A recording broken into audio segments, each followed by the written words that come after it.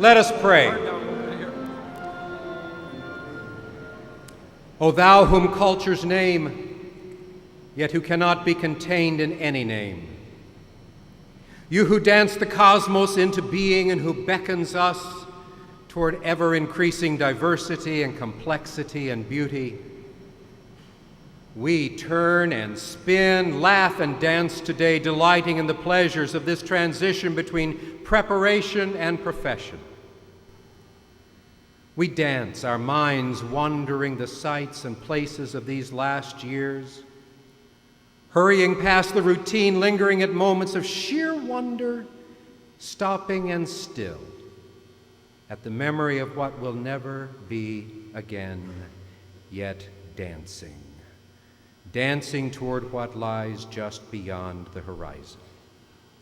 We dance the steps of celebration, celebrating achievement, pride, calling, and purpose, and we bend low with gratitude, grateful before parents and family, teachers, counselors, and friends. Bless this dance of commencement. Heads back, lungs filled with the breath of song and laughter, on tiptoe dancing toward tomorrow. Bless each graduate and draw each one into your dance of love and life. Amen.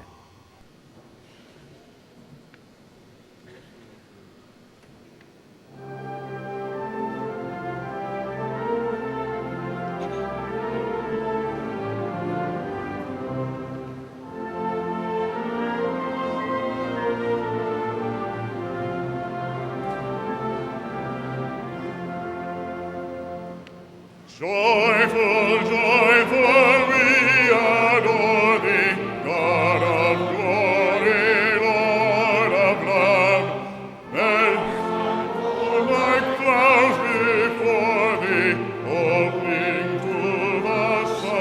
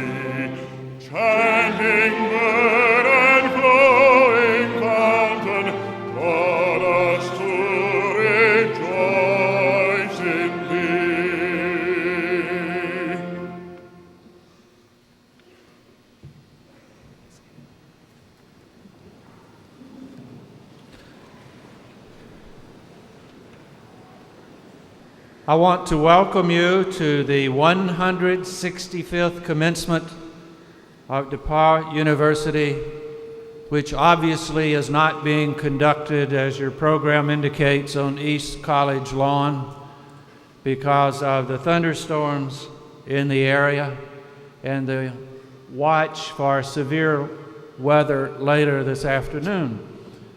So let me just say to those friends of ours and family members of yours who are joining us via television in Kresge Auditorium that we hope they feel very much a part of our commencement ceremony.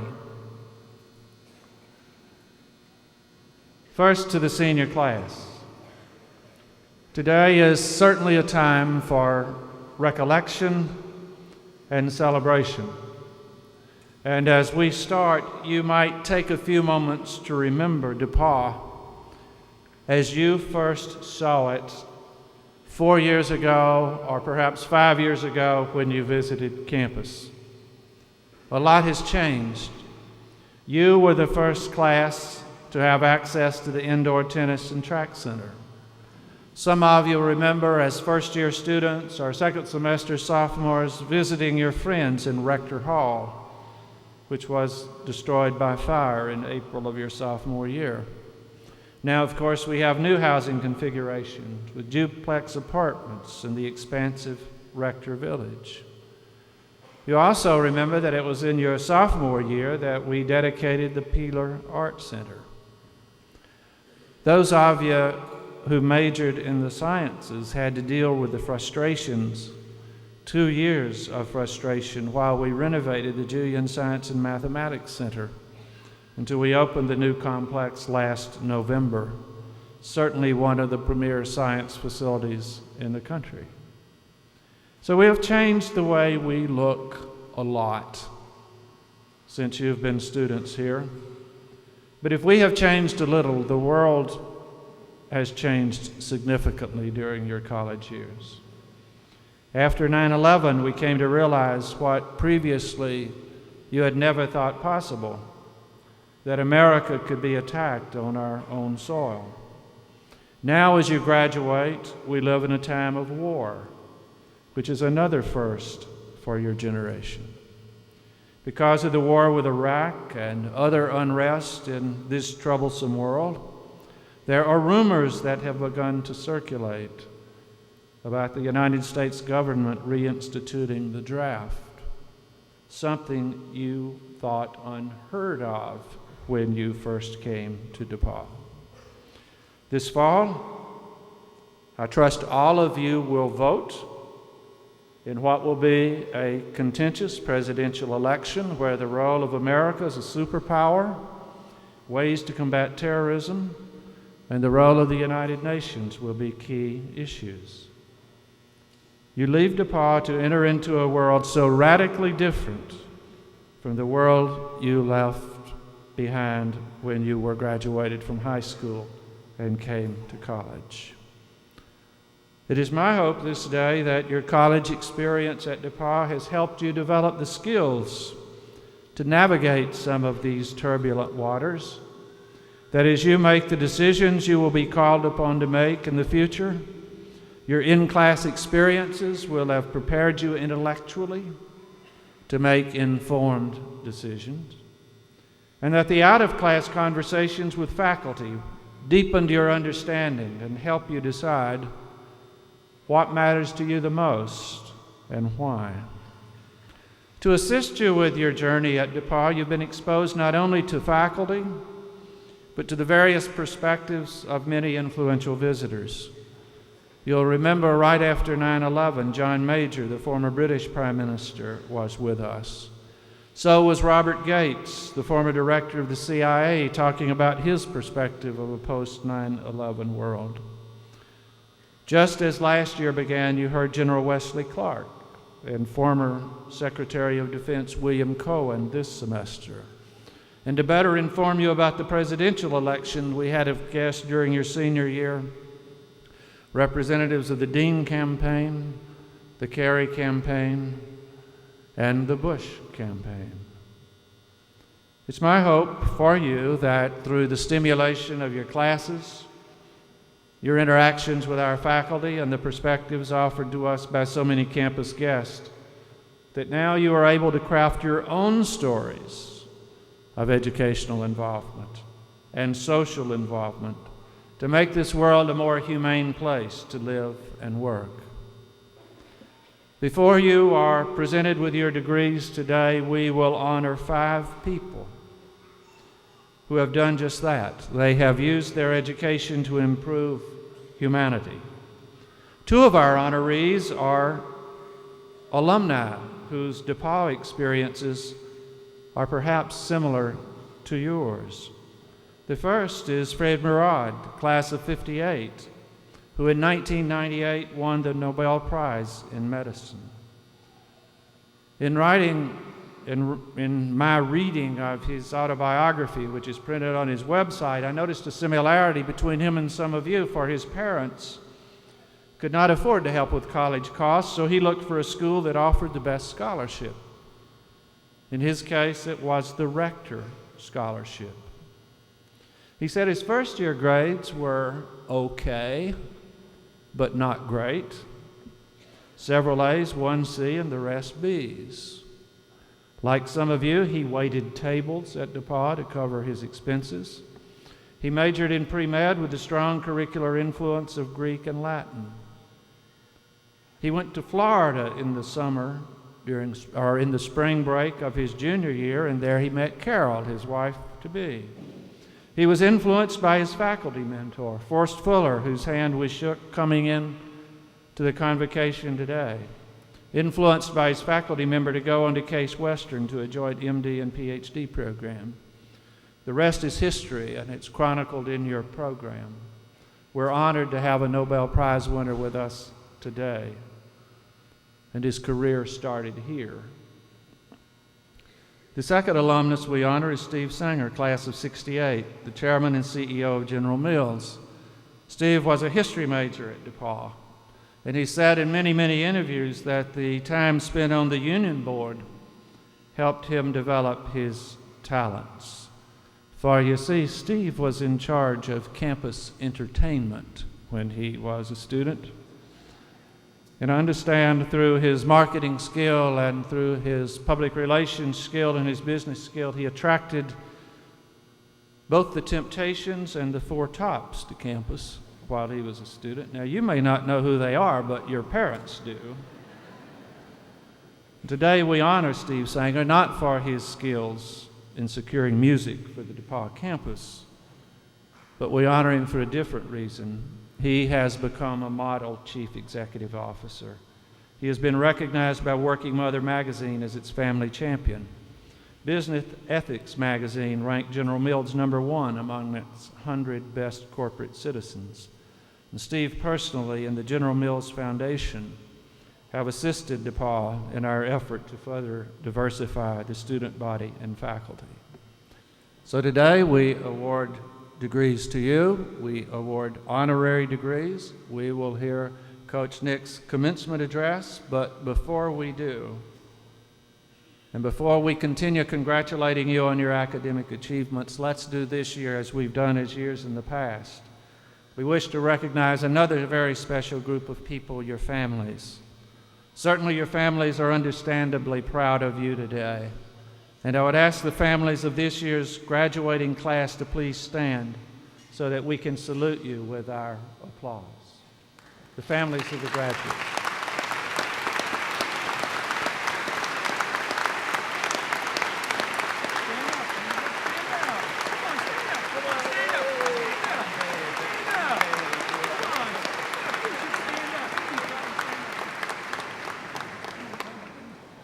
I would now like to call on Tricia Cooksey to bring you greetings on behalf of her class. Tricia is a political science major and economics minor from Bloomington, Indiana. She's been involved in many aspects of DePauw. She has served as student body executive vice president, president of Delta Gamma sorority, and the vice president of finance for the union board. She's also been involved in DePauw community service, and she served on the Coalition for a Responsible Community in both the leadership and covenant task forces. This spring, she chaired the Putnam County Relay for Life, and with her leadership, our students and our community raised a record-breaking $201,000 for the American Cancer Society. Tricia, come forward.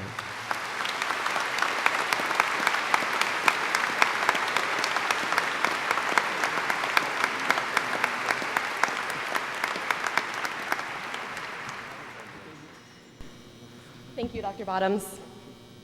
Good afternoon. Class of 2004, the day we have been anticipating and waiting for days, weeks, months, and perhaps even 4 years is finally here. We have each grown, discovered, conquered, and successfully survived the past 4 years, and today we are here to celebrate it all. Much has changed in the world, at DePauw, and in our lives since we arrived here in August of 2000. While DePauw's physical layout and structures have been greatly changed, with the remodeling of Julian, the new Rector Village, the Nature Park, the Social Center, the indoor track and field facility, and the Peeler Art Center, our class has personally contributed to many accomplishments and have done amazing things on this campus. The seniors sitting here today have played a large part in many great accomplishments at DePauw, such as leading the women's basketball and soccer teams to great success, and have been leaders on our many other athletic teams.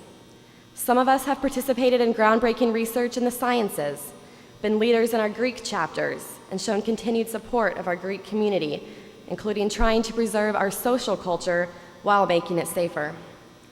Seniors have led our student media to numerous awards and accolades, been mentors to first-year students and resident assistants, and collectively done hundreds of community service hours, all while engaging and challenging ourselves in the classroom. We also have 6 seniors who are committed to the Peace Corps and a Fulbright Scholar. This is much to be proud of and helps us to begin to remember and reflect upon all of our experiences. What have the past 4 years meant to you? Now that you are leaving DePauw, what are you taking with you? Some seniors sitting here today told me in recent weeks what DePauw has meant to them.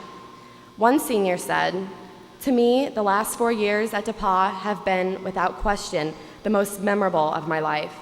I feel as though I'm leaving my family behind, but I also realize that I will forever be a part of this great campus community." Another said, 4 years of a liberal arts education taught me, simply put, how much I don't know. But more importantly, it taught me how much I want to learn all that I don't know, and I will leave confident that I'm equipped with the tools I need to continue the rigorous pursuit of knowledge that began for me in the university.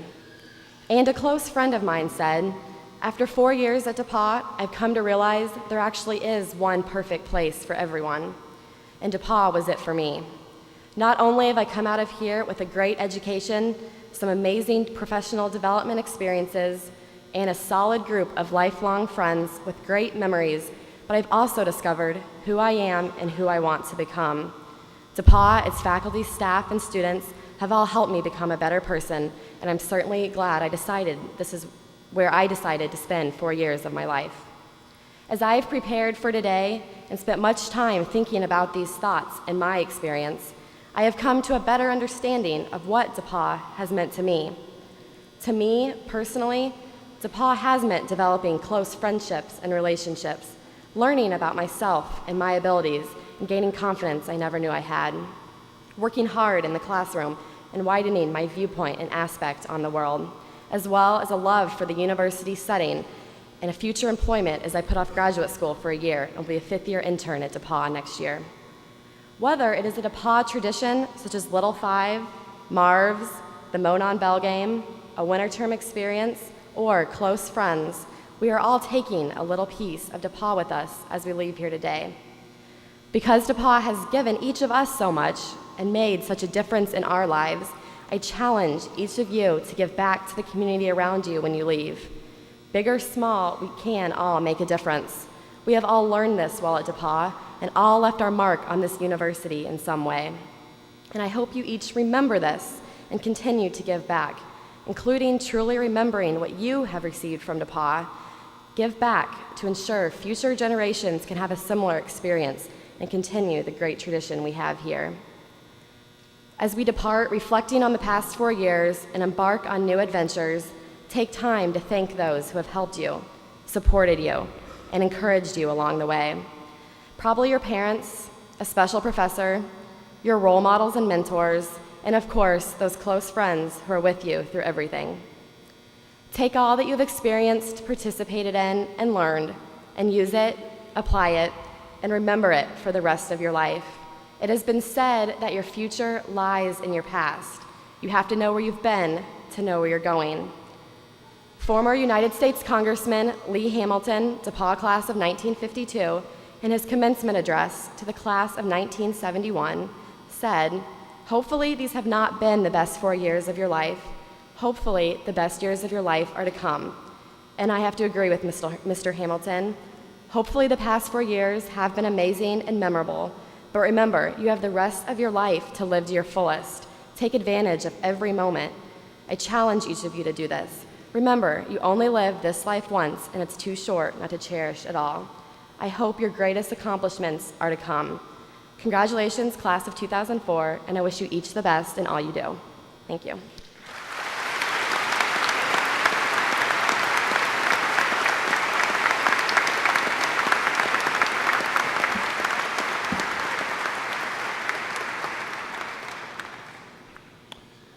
When the students and faculty on the Commencement Committee met with me to select a commencement speaker, the unanimous choice was Coach Nick Mourouzis. It's the first time in my knowledge that an athletic team's coach has been chosen as the speaker. That Nick has been so highly regarded by all of our students is evidenced by the fact that no varsity athletes participated in his selection. Today, Nick Mourouzis retires after being DePauw's football coach for 23 years. He's won more DePauw football games than any other coach. And last winter, he was inducted into the Miami University Cradle of Coaches, joining such legendary athletic figures as Woody Hayes, Ara Precision, Paul Brown, and Weeb Eubank. But his accomplishments reach well beyond the playing field. Realizing that there was no national organization to recognize the classroom performance of student athletes, Coach Nick in 1996 founded Chi Alpha Sigma. And today, this National Scholar Athlete Honor Society is present on over 90 college campuses in 32 states. I present to you Coach Nick Mourouzis.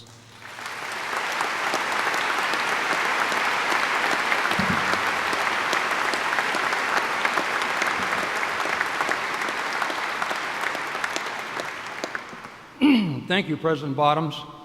And he reminded me that if I go overtime, he has a whistle. So if a whistle goes off, it'll be him.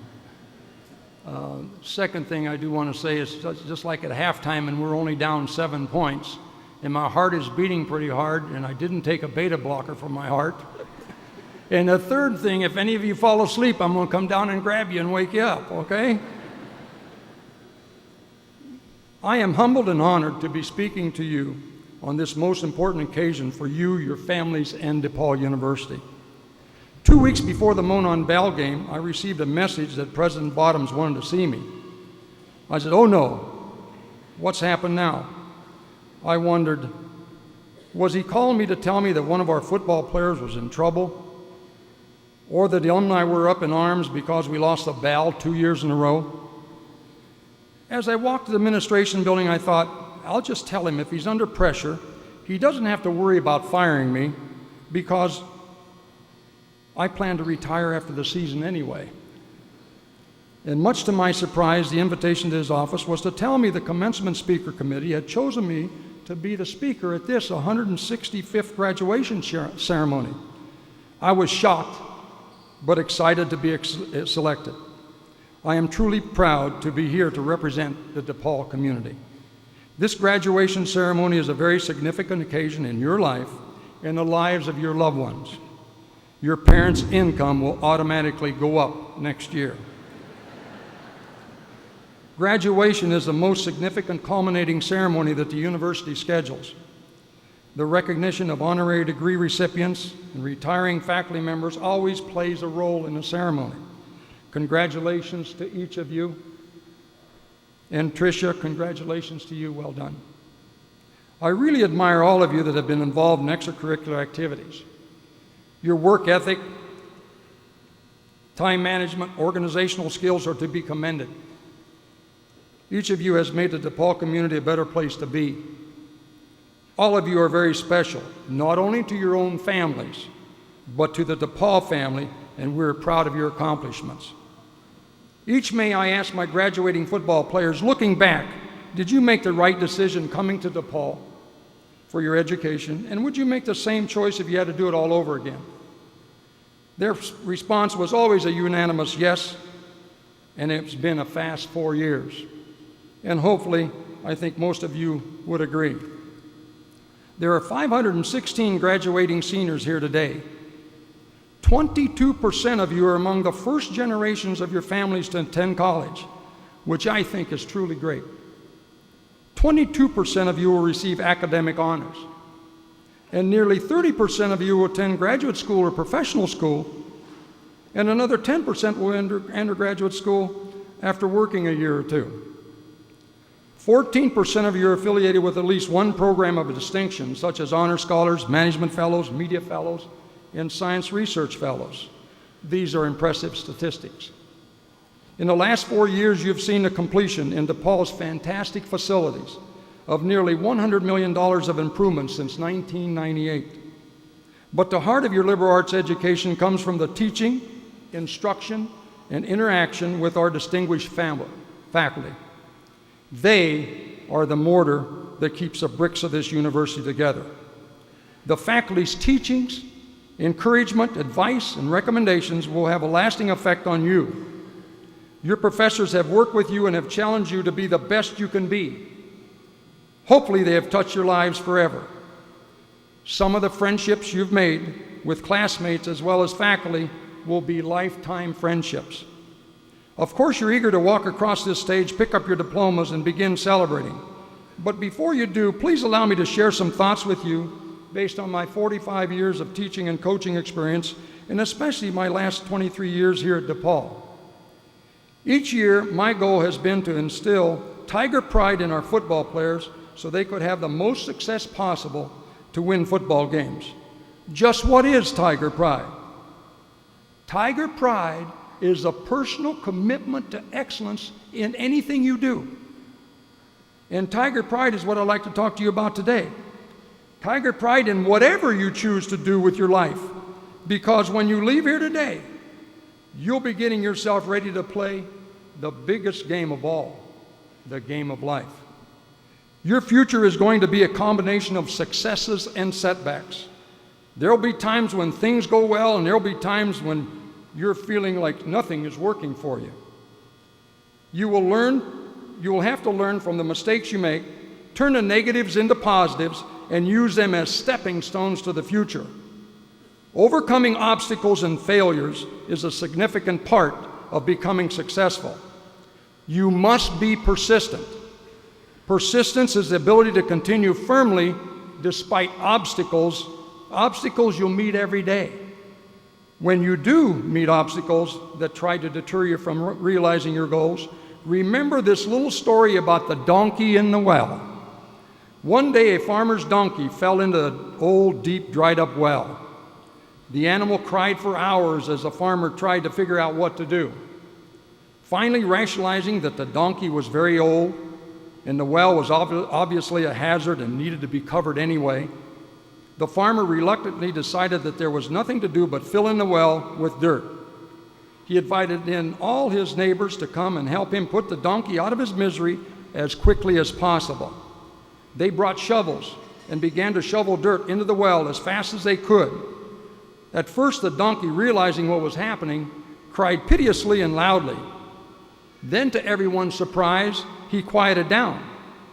A few shovel loads of dirt later, the farmer looked down into the well and was amazed at what he saw. With every shovel full of dirt that hit the donkey's back, the donkey was shaking off the dirt and stepping onto the new formed surface. He continued this action as the farmer and his neighbors hurriedly shoveling the dirt on top of him. Soon, to everyone's amazement, the donkey stepped up over the edge of the well and trotted off to freedom. Life is going to shovel dirt, all kinds of dirt on you. The trick of getting out of the well is to shake off the dirt and step up. Our problems can serve to bury us, or we can learn to use them as stepping stones. We can get out of even the deepest wells by simply never giving up, meeting our problems head on and stepping up. Be persistent. DePauw never quits is the motto of our athletic department. Despite the best conditioning, long hours, and positive work ethic of DePauw athletes, our teams do lose contests, but the athletes persist. Success does come again. That's Tiger pride. Good things will happen to you, and they will most often be a result of decisions that you make as you gain confidence in yourself and your abilities.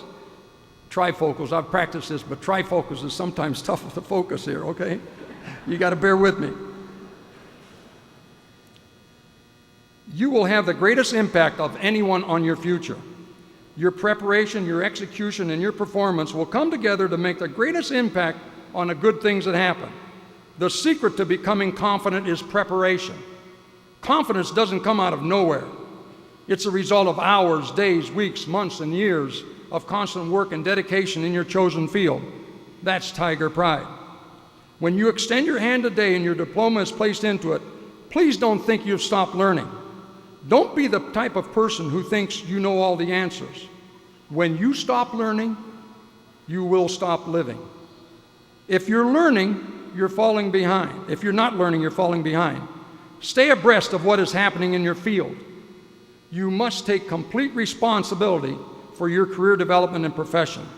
Demand more of yourself than you do of anyone else. You may change careers many times. I did not. When I was in the 7th grade, the 4th grade teacher asked me to come down and coach her 4th grade basketball team. I knew then what I wanted to do with my life. I thoroughly loved my teaching and coaching profession in my 23 years here at this great university. I believe people rarely succeed at anything unless they have fun doing it. If you have passion and pride for what you do, you will always love your life's work. I always told my players that if you find a job or a career that you like so well, like it's a hobby to you, then you'll never have to work a day in your life. And your passion and pride will motivate people around you. Our football staff could not have put a team on the field without instilling in them a positive mental attitude. PMA, as it's called. All of our players were taught that mental is to physical as 4 is to 1. They had to have a positive attitude if they were going to be around me every day.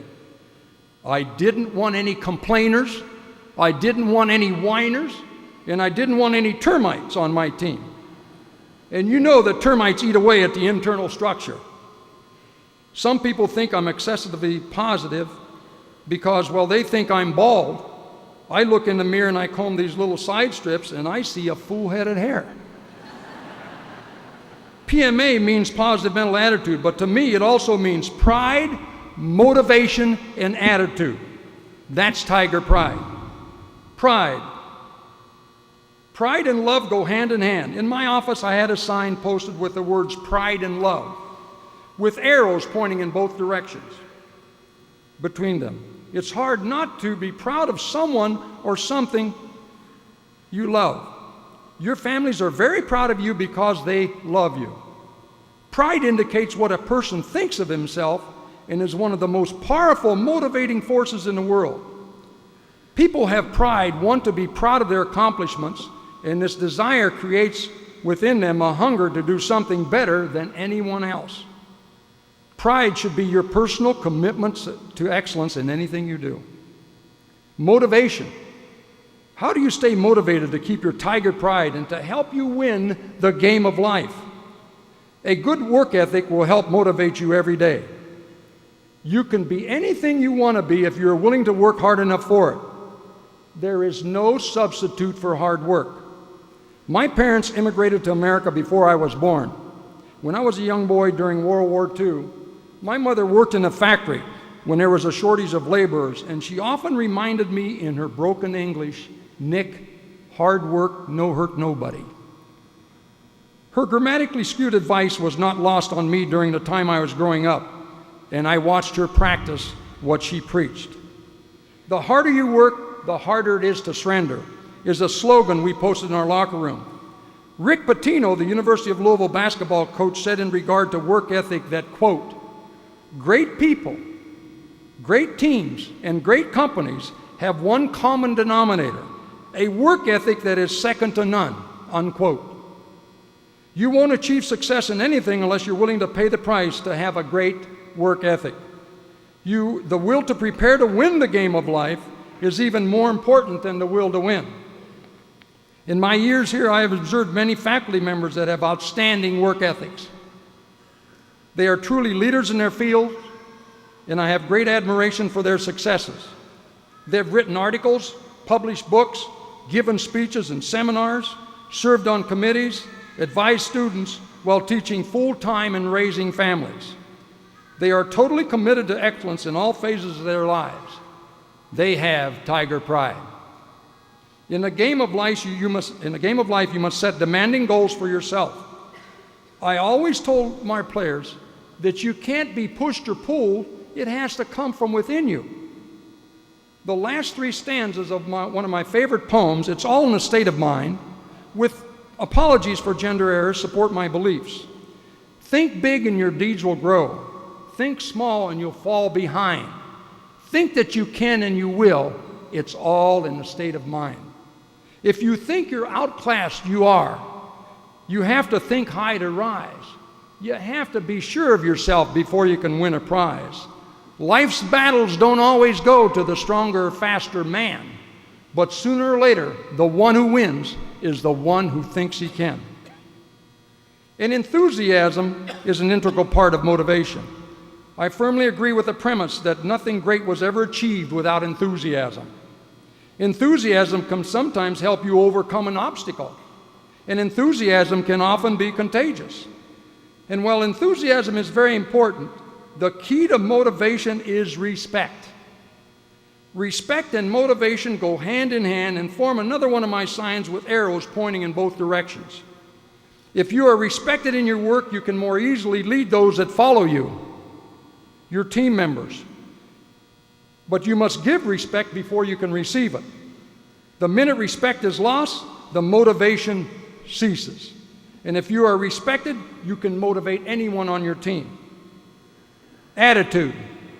Surely maintaining a positive attitude and living up to your abilities will help you win the game of life. And you can have great abilities, but if you lack the proper attitude, your ultimate success will not be realized. Any leader or boss, or parent, or teacher, or coach will take one's attitude over one's ability anytime. Attitude is not just the way you think, it's the way you live. Attitude is the all-inclusive term. Everything leading to success begins with your attitude. I truly believe that your attitude reflects your motivation reflects your performance, and your performance is going to reflect your success. Your attitude may have the greatest impact of all in your game of life. And the great thing is you determine your attitude. Since you have that choice, why wouldn't you choose a positive attitude? It has been said that life is 10% what happens to you and 90% on how you react to it.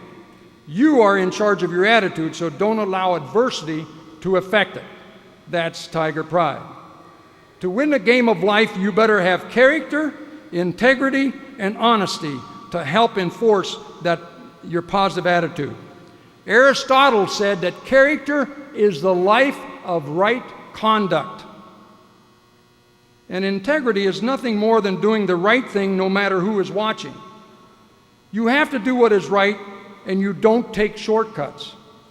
As for honesty, our football players have often heard me say, always tell the truth, and then you don't have to worry about who you told it to. Don't compromise your beliefs, honesty, integrity. It's simple as that. and you must have character and stress honesty in all the things that you do. And finally, there can really be no definition of Tiger Pride that does not include service and caring for the others. For the past 8 years, our Relay for Life weekend has been an outstanding university and community event. This fundraiser to fight cancer, with everyone involved in the leadership, the organization, creativity, and coming together of the university community and the people of Putnam County, is a very moving experience. It was more than heartwarming to see the love and support given Freddie Marrero when he beat cancer not once, but twice.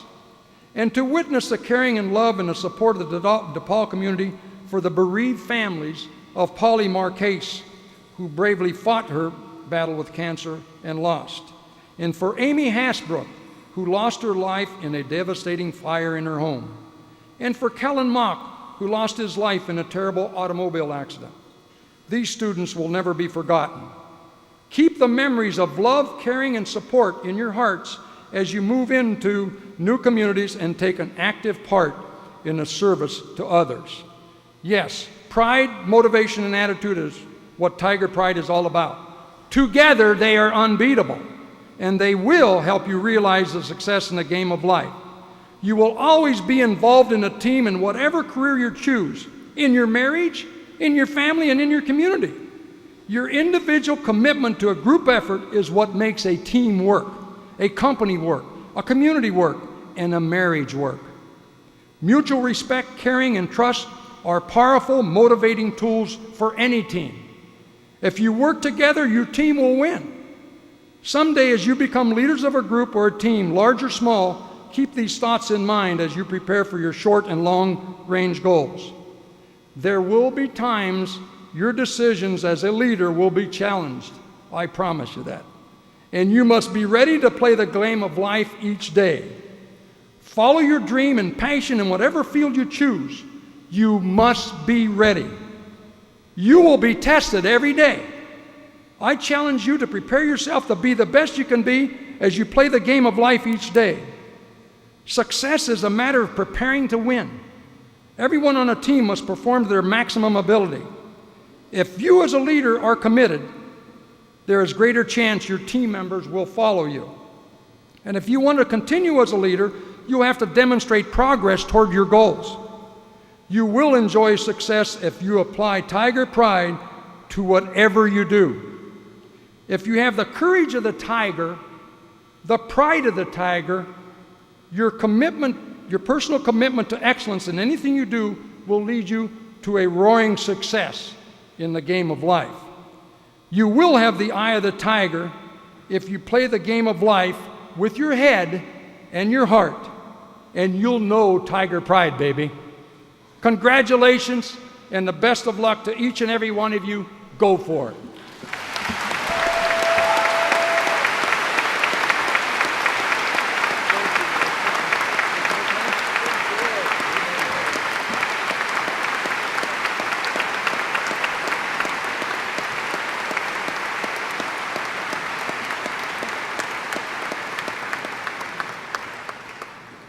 It is now time for the commencement ritual to begin, and I call on Judson Green, the chair of the Board of Trustees of DePauw University, to assist me. Mr. Green, these persons have been recommended by the faculty as having met all conditions for graduation from DePauw University. I therefore ask you, Mr. Green, as the chair of the Board of Trustees, to authorize me to advance them to their degrees. Mr. President, the Board of Trustees of DePauw University, by its unanimous vote, now authorizes you to confer degrees upon all candidates, including honorary degrees, Bachelor of Music, Bachelor of Musical Arts, Bachelor of Music Education, and Bachelor of Arts. I would now like to call on Dr. Neil Abram to present the candidates for honorary degrees. Mr. President, I have the privilege to present Saad Eddin Ibrahim, a steadfast advocate for human rights internationally, an eminent scholar and revered teacher, for the degree of Doctor of Humanities.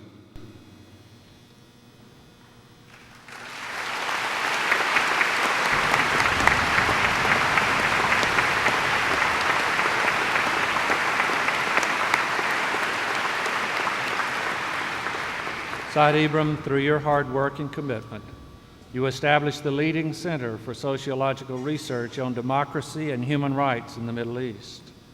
After spending much of the last 3 years in Egyptian prisons, you now continue that work. You are respected internationally as a thought leader on human rights issues, and your writings and speeches have had an impact well beyond the borders of Egypt. In your numerous books and articles, you have written with keen insight into many of the important issues confronting Arab societies today. Having served as a faculty member in sociology at universities in the United States and abroad, you are known as a compelling teacher, as many DePauw alumni remember you when you taught on this campus some 30 years ago. As a passionate voice for democracy, you have stated, "If there is a margin of freedom in which you can fight, we are determined to take that margin and expand it." Upon the recommendation of the faculty, the Board of Trustees has authorized me to confer upon you, Saad Eddin Ibrahim, the honorary degree of Doctor of Humanities. As a symbol thereof, I invest you with this hood and hand you this diploma bearing the Great Seal of the corporation and the signatures of the proper officials.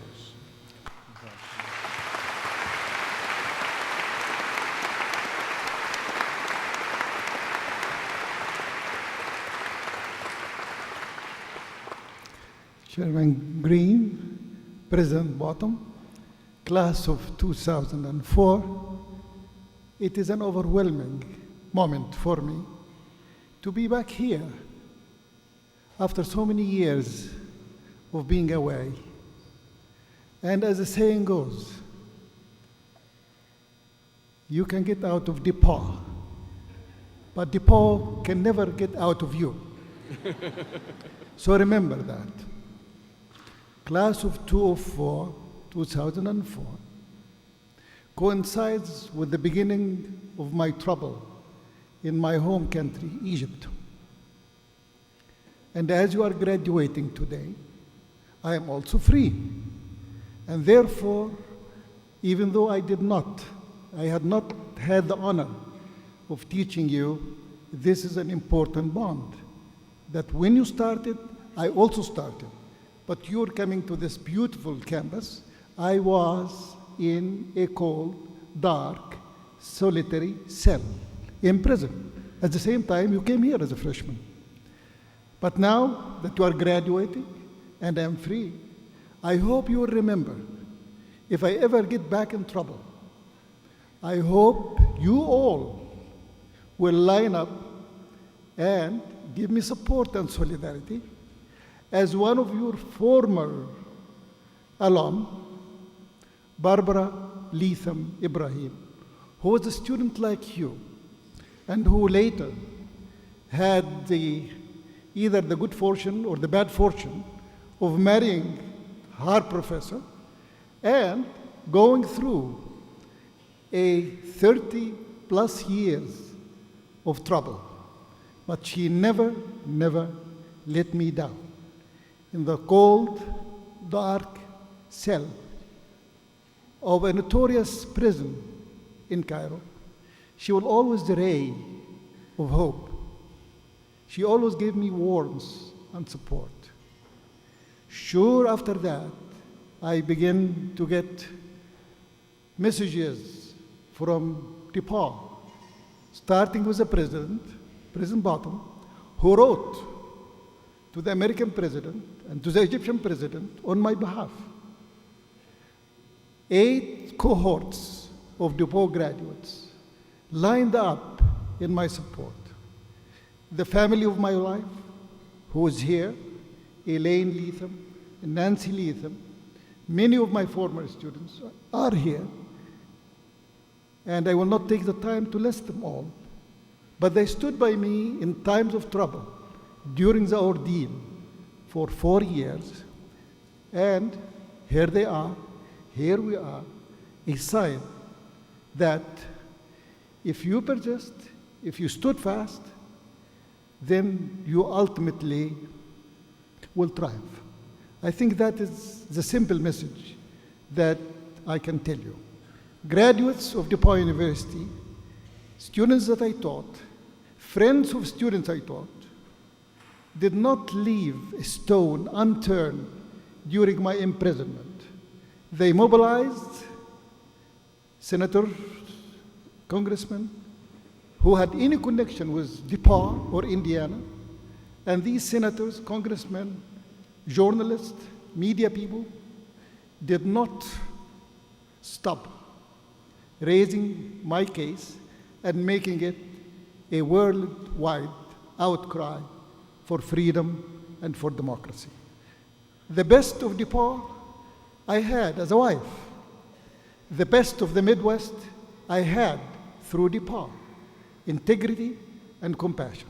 And no matter how much I complained, I criticized DePauw when I was a teacher here, and my wife did as a student, yet as the years went by, we became more appreciative than ever of the DePauw years.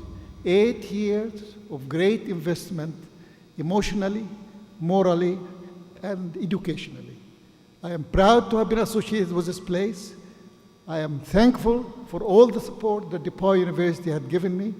I am grateful to the faculty of DePauw who started teaching. Professor Calvert and his colleagues had teach-ins here in the last 2 or 3 years to teach a new generation of DePauw of what activism means. Activism means compassion, a belief that you can change the world, and no matter how difficult the obstacles are, if you are determined, believe me, you can make a difference. So thank you very much. Thank you for this honor.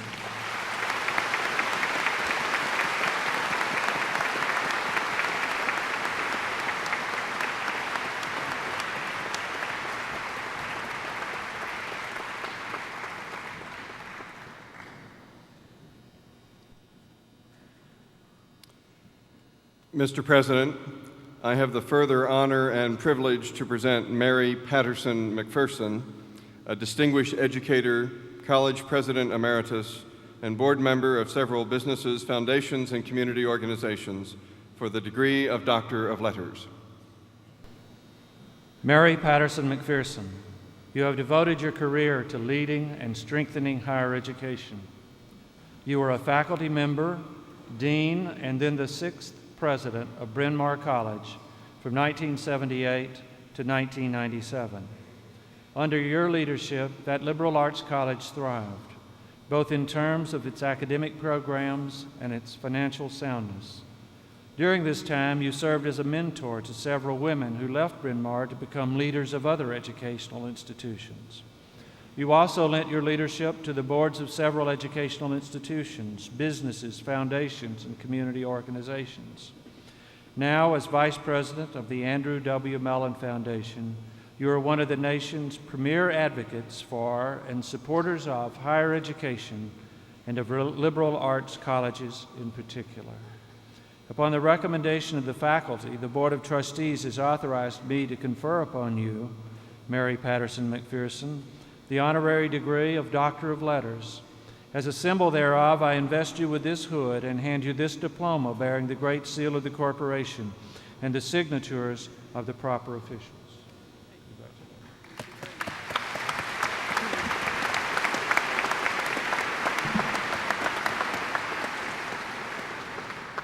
Thank you, DePauw University. It's a great honor and privilege to be with you on this special day, celebrating the class of 2004, their families and friends, some of whom might even have entertained an occasional doubt that this glorious day would ever come. Cheers to you all, to the faculty of DePauw, who are in good part responsible for getting us all to this interesting new beginning. Commencements, like weddings, another new beginning, are occasions in which vast amounts of good advice should probably go unheeded. There are 2 wise philosophers of graduations, however, who believed in the short speech. Art Buchwald, speaking to a graduating class at Holy Cross, said, "We have given you a perfect world. Now don't go out there and louse it up." And Yogi Berra, who said, "When in life you come to a fork in the road, take it." But as I have been asked to sing a bit less briefly for my supper, let me say simply that other college generations have graduated in serious times, as you do, but not for several decades. For over 3 years now, we have all had to face up to the realization that I believe even thoughtful people had been trying to avoid, that we as Americans are in fact seen by a number of the world's citizens not as the somewhat innocent, generous-spirited people we like to think we are, but rather as being ungenerous, arrogant, self-centered consumers of far more than our share of the world's resources. It's been a hard period of self-reflection for all of us. That woefully dated innocence, the marker for earlier generations of less affluent, less well-educated, less well-traveled Americans, that we still imagined in ourselves, turned out to be actually a dangerous kind of ignorance about the plight of a good number of our fellow human beings, and about how much we were both envied and hated by those less fortunate than we, and in ignorance, too, about whole parts of the world we have not found it important to understand. We will need the best and deepest thinking to sort out the right role for our country in this post-Cold War period, a thinking that goes well beyond the rhetoric of political parties. Your generation has been better prepared than most for this task of thoughtful citizenship. You have been taught here about respecting and learning to understand people different from yourselves.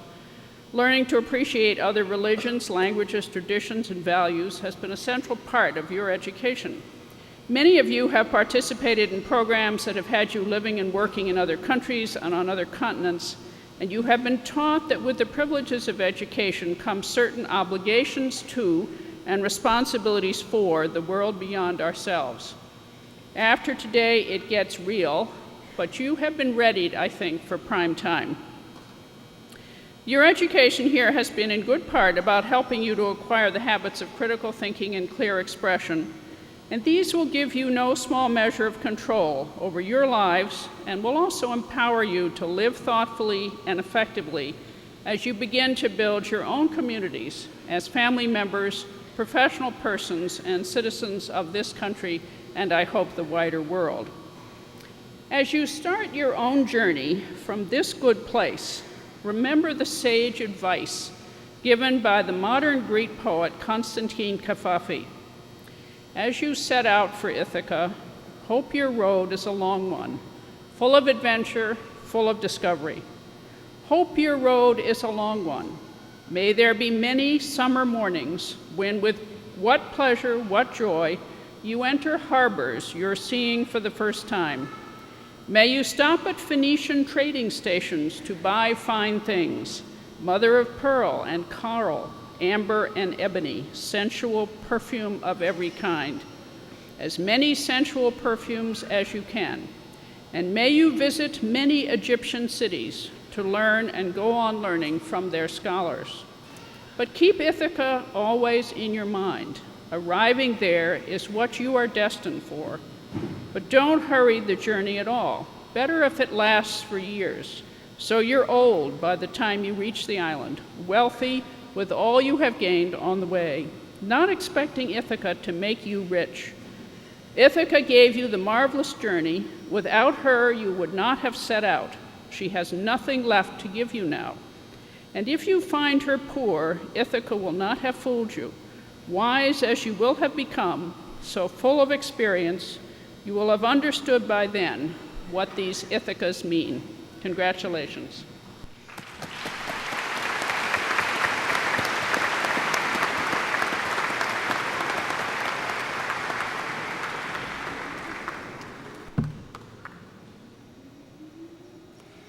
Mr. President, I have the distinct honor to present Ferid Murad, recipient of the Nobel Prize in Physiology or Medicine, a groundbreaking researcher and accomplished educator, for the degree of Doctor of Science.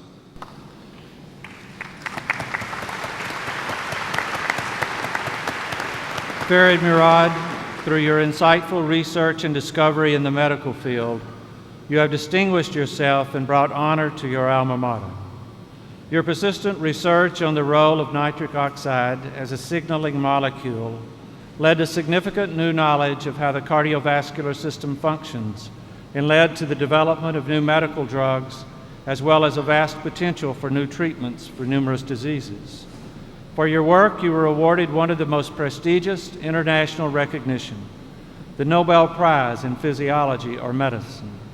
You have excelled as a leader and entrepreneur, as a vice president of pharmaceutical research and development for Abbott Laboratories, and a founder, president, and chief executive officer of a biotechnical company, Molecular Geriatrics Corporation. It is noteworthy that you have continued your commitment to teaching and research in an academic setting as you share your extensive knowledge and experience as a professor and chair of the Department of Integrative Biology and Pharmacology at the University of Texas Houston Medical School. It's upon the recommendation of the faculty that the Board of Trustees has authorized me to confer upon you, Ferid Murad, the honorary degree of Doctor of Science. As a symbol thereof, I invest you with this hood and hand you this diploma bearing the Great Seal of the Corporation and the signatures of the proper officials.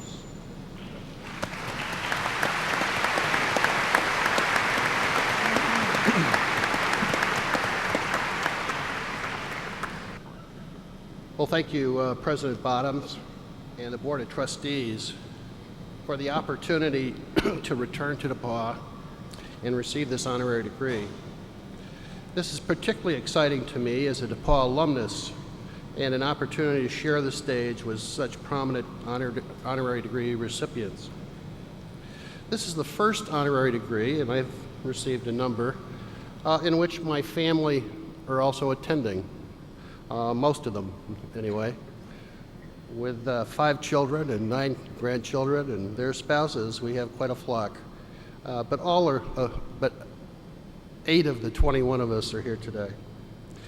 I want to congratulate the graduates and their families.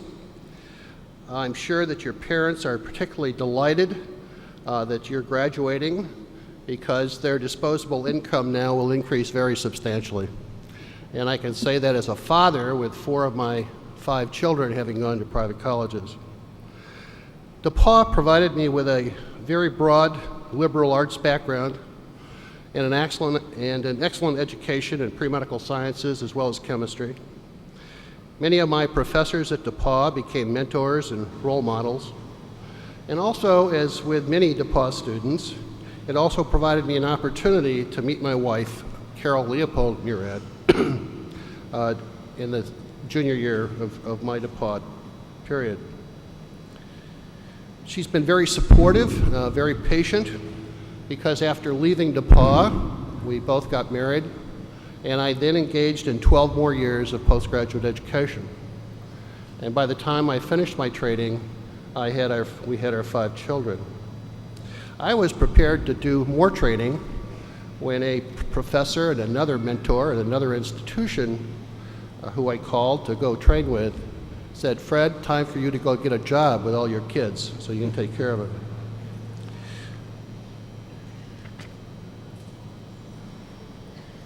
I knew when I was a youngster, perhaps 10 or 11 years old, that I wanted to go to medical school for some reason, and I'm not sure why. But fortunately, DePauw provided a rector's scholarship and the opportunity for me to get started to do that. With the scholarship, waiting tables at the Kappa House, lab assistantships with Dr. Fuller, who is a professor in the biology department and also in embryology, a couple of jobs each summer, it was possible for me to get through undergraduate school with very little debt. I felt very fortunate. After finishing, I learned about a program introduced to me by Dr. Forrest Fuller, who's here today, a new program that was beginning in Cleveland, Case Western Reserve University, for 7 years of training for an MD PhD.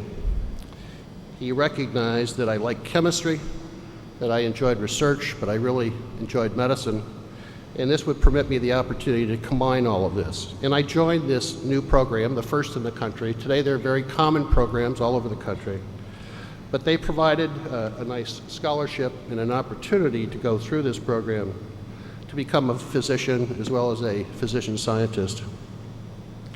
My parents were disappointed when I decided to go become a physician scientist. They were hoping that I would return to my hometown, Whiting, Indiana, to be a doctor. They recognized that we were leaving home. I wouldn't go back, but rarely to visit. And I told them that if I were very lucky, perhaps my research would influence the lives of more people than I could ever take care of in my hometown. And I can honestly say that I've been lucky enough that that's been the case. My research has influenced the lives of millions of people, and I hope millions more in the future. And that's very rewarding, very exciting. The world has changed very dramatically since I left DePauw, and you can be assured that the same will happen to each of you. You can't predict where those changes will come from and what they will be. You can anticipate some, but certainly not all of them. Since I've left, there have been major advances in space travel, to name a few, and computers and telecommunications and therapy for lots and lots of diseases. Who would have believed we would clone the whole human genome and use that information to treat a lot of diseases? Within the next couple of decades, stem cells are going to be used to regenerate most tissues in the body. Organ transplantation will become passé. We'll engineer those cells to deliver genes to take care of all those genetic mutations and deficiencies to treat all kinds of diseases. We'll selectively, from your gene profile, when you go to your doctor and get a swab from your mouth or a blood sample, they will customize your therapy and drug therapy based on your disease. They'll treat one hypertensive patient one way and another way based on your genetic composition. The information that has come out of the Genome Project has already been used to diagnose the genetic predisposition of all sorts of patients with hypertension and cardiovascular disease and stroke and aneurysms and cancers, and that's going to expand remarkably in the future.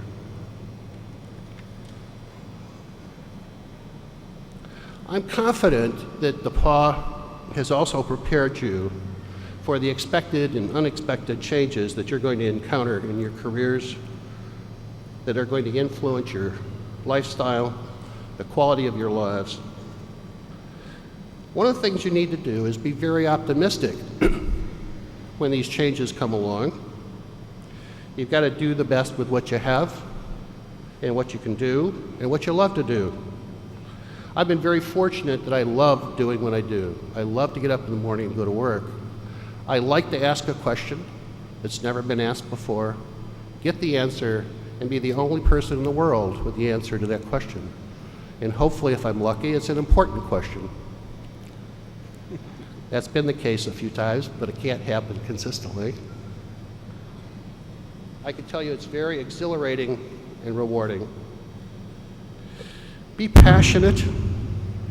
You've heard that from the coach. Be patient. Be determined about your career choices, whatever they are. Don't be afraid to take risks. Don't be afraid to make mistakes. We all make mistakes. Learn by them. Most importantly, do whatever you can in the careers that you choose and do the best that you can. Leave a big footprint behind that helps others and enhances their quality of life.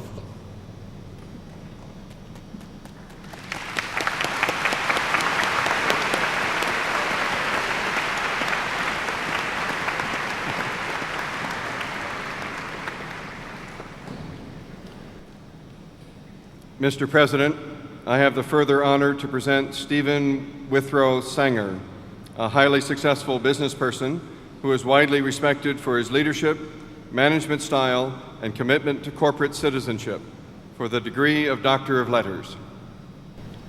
Stephen Withrow Sanger, your vision and leadership have guided General Mills, a member of the Fortune 500, to become one of the most successful companies in the nation and the world, with more than $11 billion in net sales of a wide range of consumer food brands. You have exhibited an innovative and entrepreneurial spirit in leading General Mills to a strengthened business position internationally as a food products company. While remaining focused on achieving this goal, you have demonstrated a genuine and caring concern for the company's employees as individuals, and you have held firm to a strong commitment to the ideal of corporate accountability. In particular, you place a high value on having a positive impact on the communities in which your company is located. As a result, General Mills is not only much respected for its company performance, but also is consistently ranked highly for its organizational citizenship. Thus, you have exemplified the highest ideals of a liberal arts education and service to humanity. Upon the recommendation of the faculty, the Board of Trustees has authorized me to confer upon you, Stephen Withrow Singer, the honorary degree of Doctor of Letters. As a symbol thereof, I invest you with this hood and hand you this diploma bearing the Great Seal of the corporation and the signatures of the proper officials.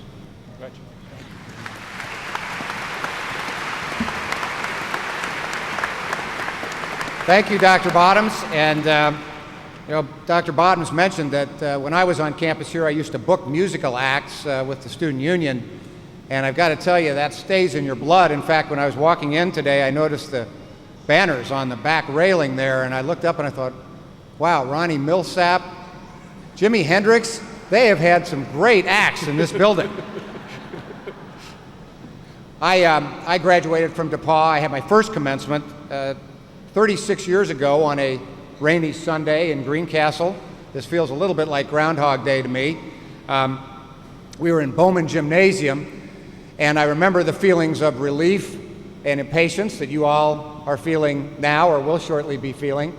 But in the press of everything that happened that day, there were a few things I forgot to do. And as luck would have it, I've got a second chance, so I can do them now. And the first of those is that I don't recall thanking my professors for all they had done for me, for caring enough to make sure I came to class, which was a significant factor in those times, and to make the ideas come alive once I got there. The advisors that guided me with patience and with wisdom, I'd like to thank them now. Most of them are not here now, but I know a couple are. Ed Ipma, who I studied industrial psych under in 1968, is finishing his last year here. And my advisor on the Student Union Board, Ted Catula, who taught me so much about leadership and about risk-taking. So Catman, thank you very much for all you did for me, in case I didn't remember to say it to you then. I remember everyone was congratulating me 36 years ago. I really wish at that time I'd remembered to congratulate my mom and dad, who had given so much of themselves to make it possible for my brother and me to attend this great school. And finally, my fellow graduates in the DePauw class of 1968. I said goodbye to them then, but I don't think I remembered to thank them for making my 4 years at DePauw so much fun. I didn't remember to thank my fellow Delts for teaching me so much about study habits. And for the friendship and the memories that will last, have lasted 36 years and will last much longer. Most of those classmates are not here today, but there's a very important one who is here, my wife Karen, who I met in speech class on the first day of classes, my freshman year. Karen, so I can thank you. I feel very fortunate to have been given this second commencement day, and to all of you and the graduates of the class of 2004, including my niece, Anna Rivard, who I am delighted to see graduate today. I know your focus and all you're hearing from all of us is on the things you're going to do in the months and years ahead. But I would just urge you to do 3 things right now, this afternoon, before you leave Greencastle. First of those is to find a professor or advisor who has really made a difference in your life here, and tell them so, and thank them for all they've given you. Second, congratulate your parents, or your grandparents, or your aunts and uncles, or whoever it is that made sacrifices to help you get here today.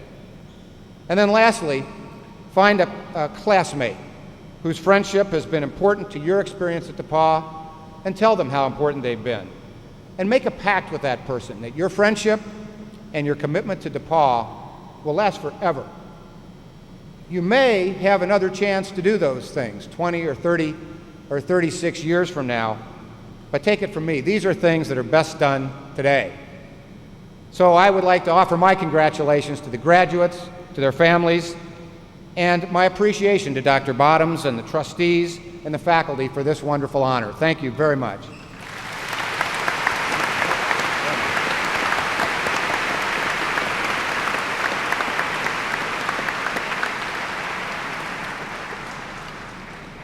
Mr. President, I have the honor and privilege to present Orlando L. Taylor, a national leader and innovator in graduate education and a pioneering researcher in the field of linguistics, for the degree of Doctor of Pedagogy.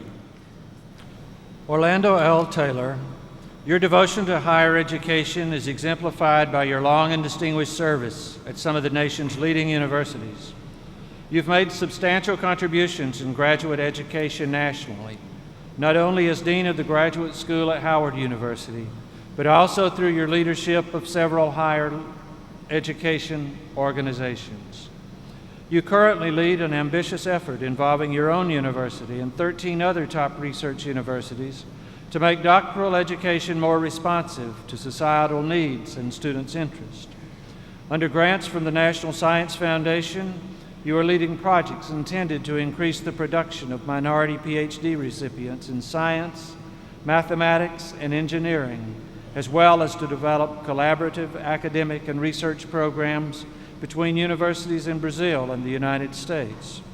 Your work in the fields of communication and linguistics has led to the development of new theories and applications. You have contributed significantly to the betterment of graduate education in this country and to knowledge in your academic discipline. Upon the recommendation of the faculty, the Board of Trustees has authorized me to confer upon you, Orlando L. Taylor, the honorary degree of Doctor of Pedagogy. As a symbol thereof, I invest you with this hood and hand you this diploma bearing the Great Seal of the Corporation and the signatures of the proper officials.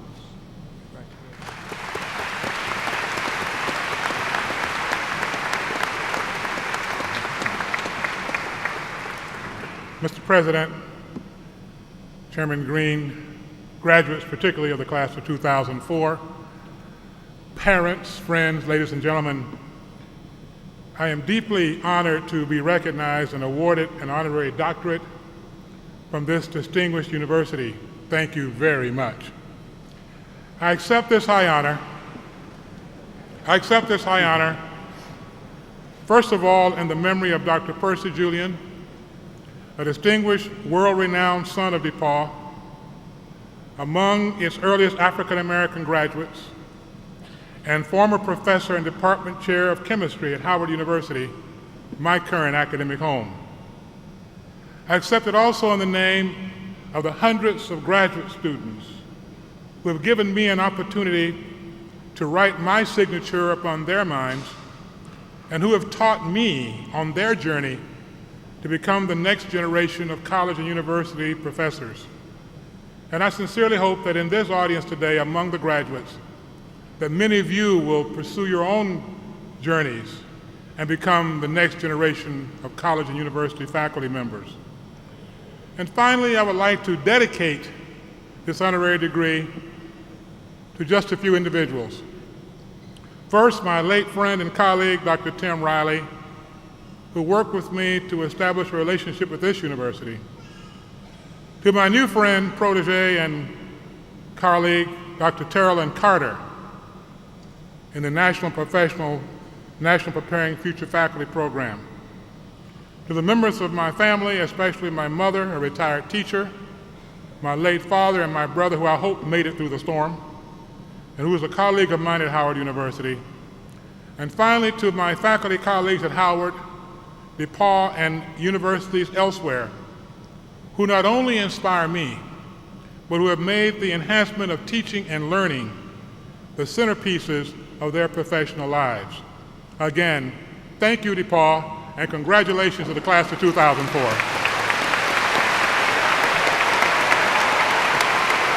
forget that.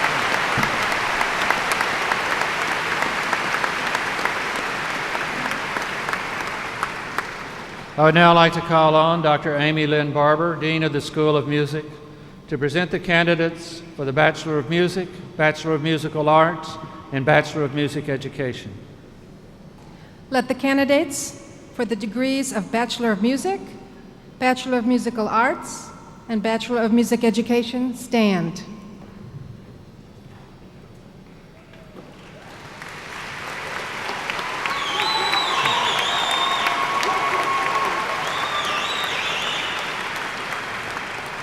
Mr. President, I present to you the candidates for the degrees of Bachelor of Music, Bachelor of Musical Arts, and Bachelor of Music Education.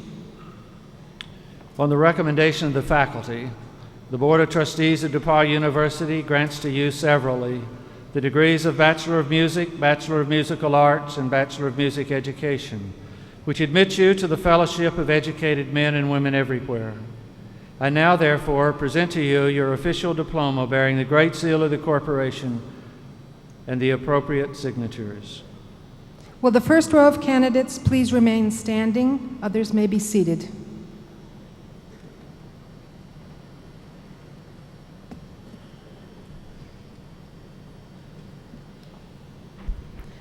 Joanna Ludmila Burian. Eric Benjamin Carter. Leanne Renee Dial graduates magna cum laude. Lindy Ann Donia. Mary Catherine Evans graduates summa cum laude.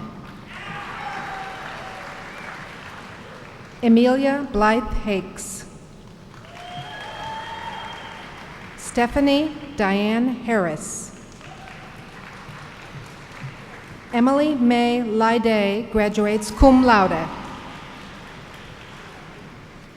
Abigail Longardner Lynn. Dante Stephen Marinelli. Mark Andrew Mooningham. Mary Catherine Maroney graduates cum laude. Erica Mary Peterson graduates magna cum laude.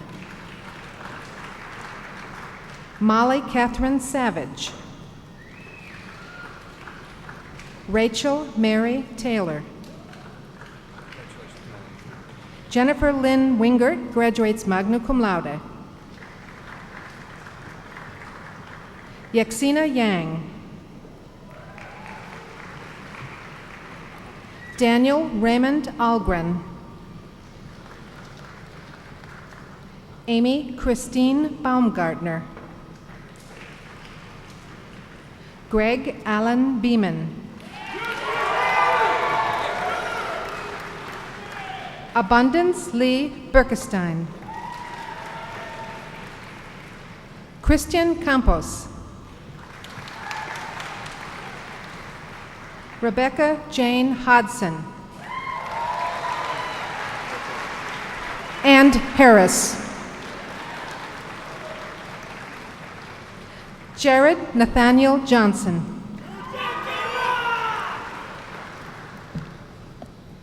Julia Lynn Johnston graduates summa cum laude. Ashley Marie Nisley. Melissa Ellen Paulin. Tara Ray Perkins. Shaylin Louise Schutt. Nicholas Austin Shaver. Douglas Anthony Waters. Chelsea Nicole White. Krista Rebecca Yant. Jennifer Lynn Chastain. Amanda Louise Gran. Allison Elizabeth Larty. Jason Michael Sloan.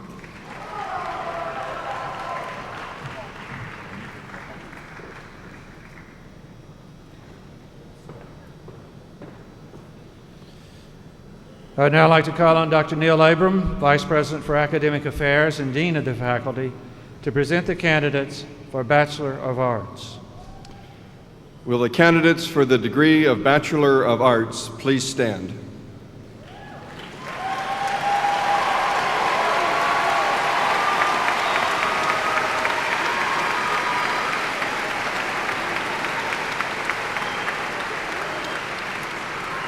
Mr. President, it is with great pleasure and pride that I present to you the candidates for the degree of Bachelor of Arts.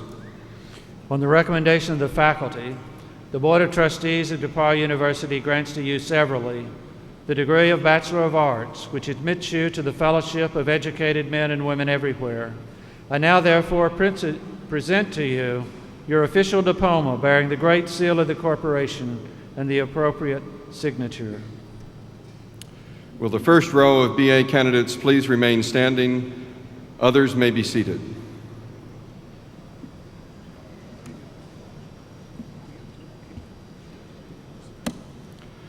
Those persons listed on the program whose names are not called this afternoon will receive their degrees in absentia.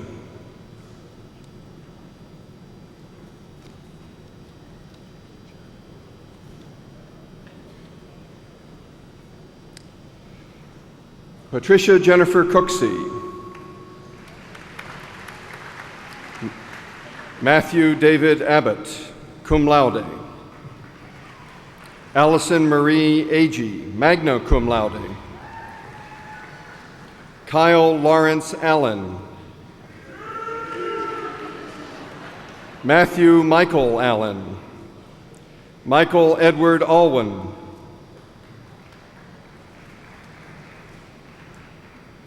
Erica C. Amt.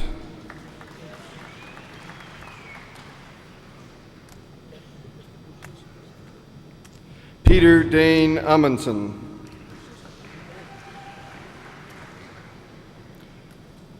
Paraskevi Natalie Anagnostu. John Oak Andrews. Stephanie Lynn Angermeyer. Charles Wood Annis. Betsy Lynn App, summa cum laude. Matthew James Ariant, cum laude. Andrew Robert Bagley. Lori Ann Baggett. Brooke Diane Bailey, magna cum laude. Lauren Rebecca Baird. Amanda Lee Baker, cum laude. Amy Brevoort Baker. Brian Donald Bales, cum laude. Kimberly Suzanne Barfield. Lizette L. Barnes. Tonya Rebecca Barr. Andrew Lee Beardsley, magna cum laude. Jason Edward Becker. Tyson C.N. Becker. Katie Eileen Beeler, cum laude. Elizabeth Joyce Bell. Christopher Anthony Bennett. Courtney Lynn Bennett, cum laude. Sarah Bell Bennett. Stephen Michael Berg. Leah Alexandra Berger. Michael Stephen Bergerson Jr. Andrea Jean Bernard. Benjamin Alexander Betts, summa cum laude.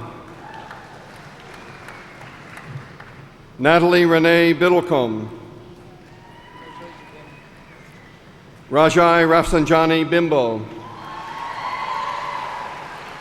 Ian Edward Biss, cum laude. David Vincent Blackburn II.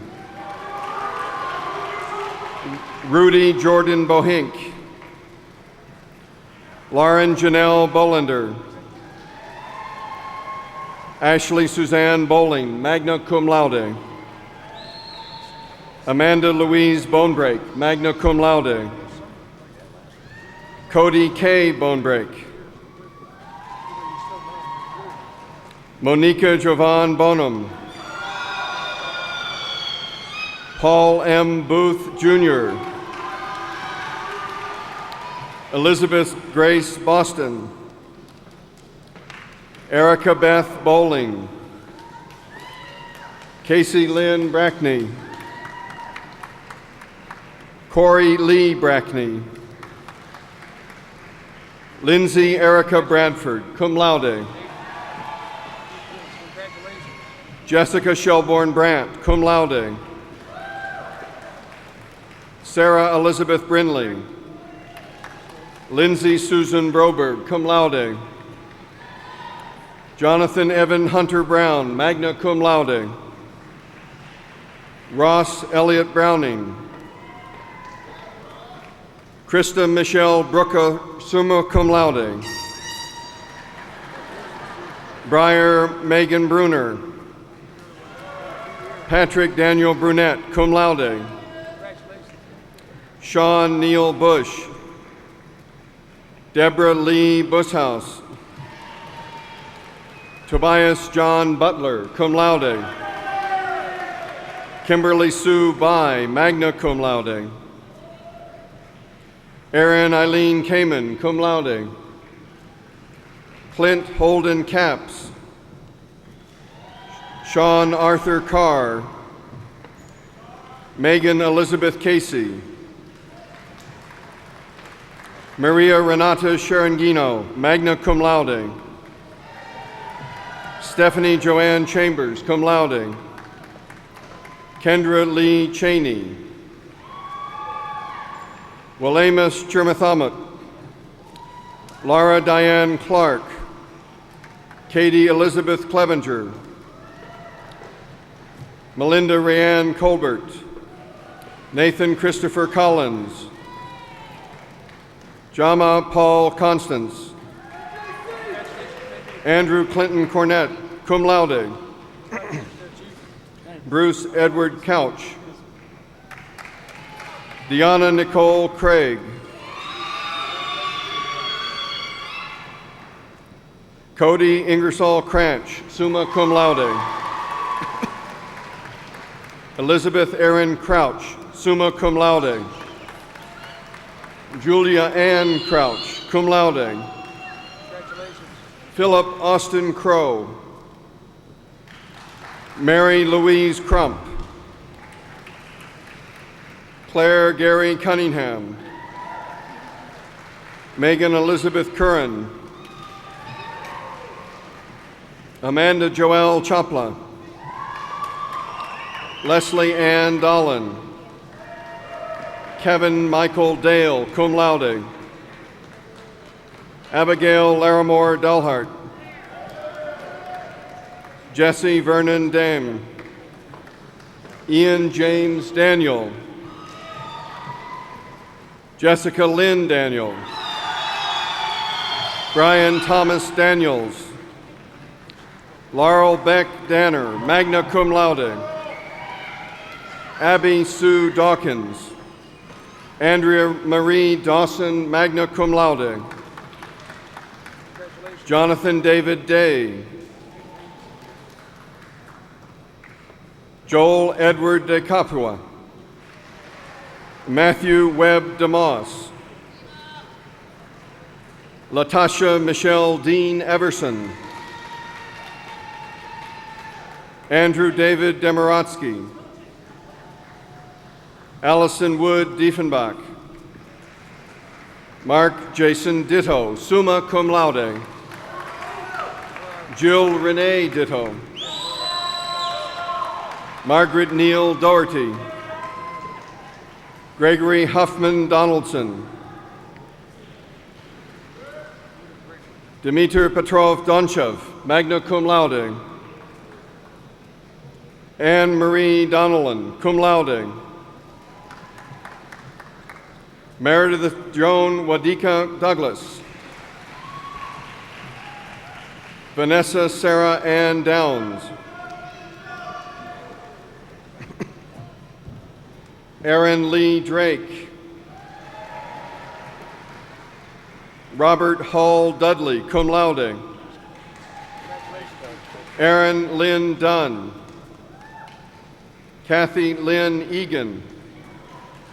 Darren Elliott Oblovi, cum laude. Denitra Jonay Edmond. David Joel Edmonds. Kevin Michael Anger. Caroline Robinson Allers. Nizreen Ziad El Shamele. Nicole Antoinette Elam. Eric James Elgin, cum laude. Stephen Philip Ellis Jr. Sean Philip English. Mary M. Ennis. Blake Lawrence Erdel, cum laude. Courtney Charles Escoffrey III.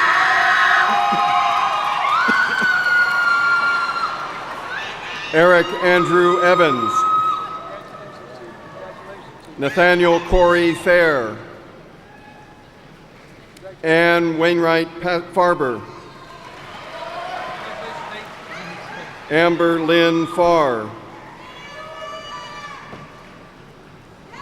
Lauren Alyssa Faulkner, summa cum laude. Joseph Adamye Fini Ruiz. Richard Carl Feicht. Katie Letitia Finley. Teresa Ann Finn, magna cum laude. Tyler Anthony Fisher. Arthur David Fisher Jr., magna cum laude. Jonathan David Fisher. Kelly Irene Fitz. Ross Bryant Fleck. Andrea Shea Fletcher, cum laude. Jamie Catherine Floor, cum laude. Simon Lane Flory. Amber Love Foreman. Samuel Christian Forster. Christopher Donald Fosnack. Brianne R. Fooney. Catherine Worcester Franklin. Robert Charles Frederick. Megan Eileen Freeman. Brandon Keith Gaddis. Elise Marie Gallagher. Julie Marie Gardner. Deborah Ann Garriott. Bethany Jean Garrison. Catherine Ann Gehring, magna cum laude. Kelly Ann Gentry. John Stephen Gergely. Michael Gilbert Gibson. Robin Onata Gibson. Frank Eric Gilbert. Allison Teresa Glipkowski. Tristan Dane Glover. Michael Manuel Gonzalez Jr. Robert Jeffrey Graybeal, cum laude. Robin Lee Grayson. William Andrew Griffith. Laura Michelle Grimmy, summa cum laude.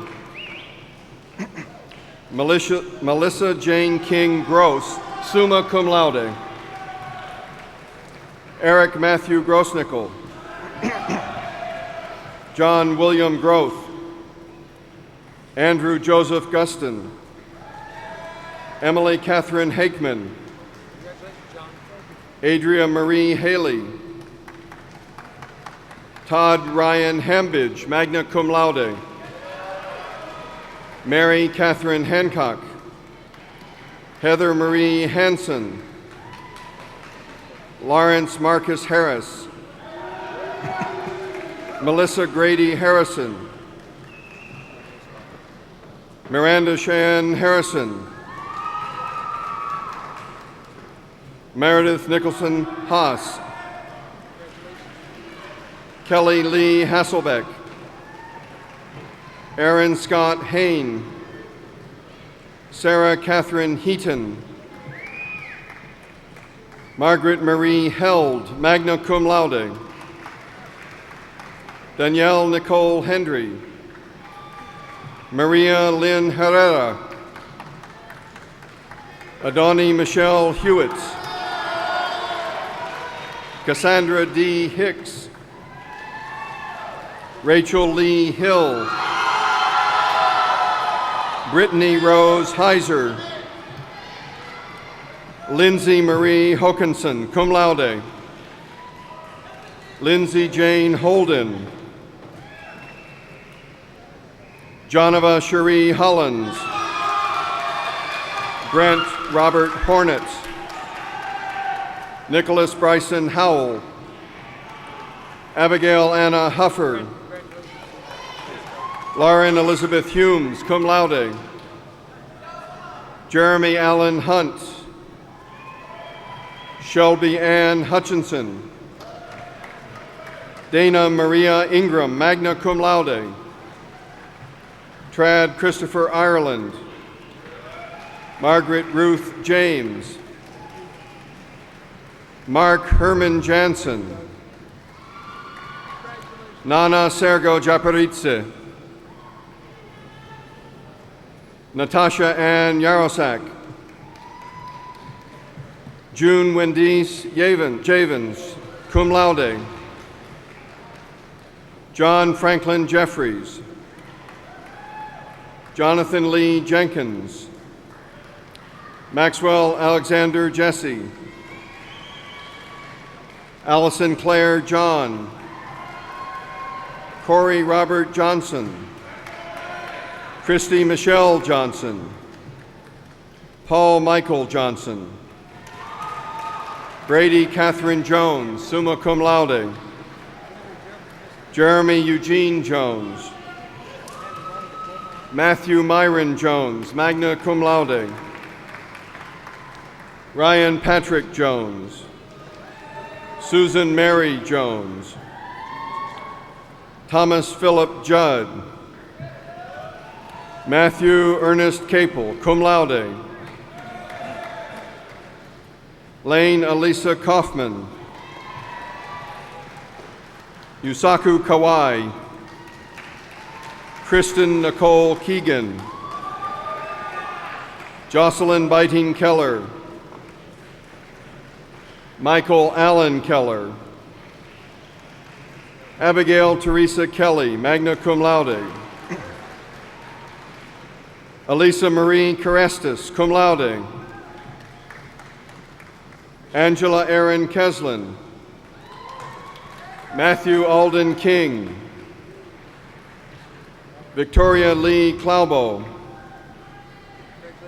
Matthew John Kleemeyer, Beth Eloise Klein,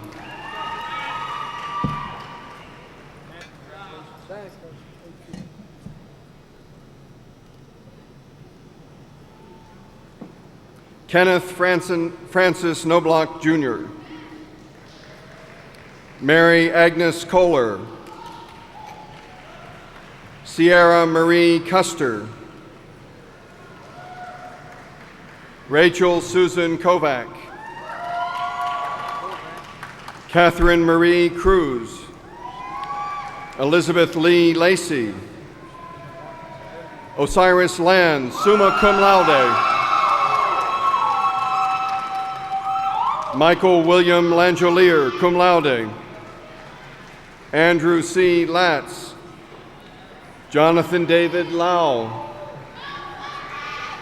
Catherine Wickstead Level, Jeremy Arlen Legg, Catherine Marie Lemke, magna cum laude,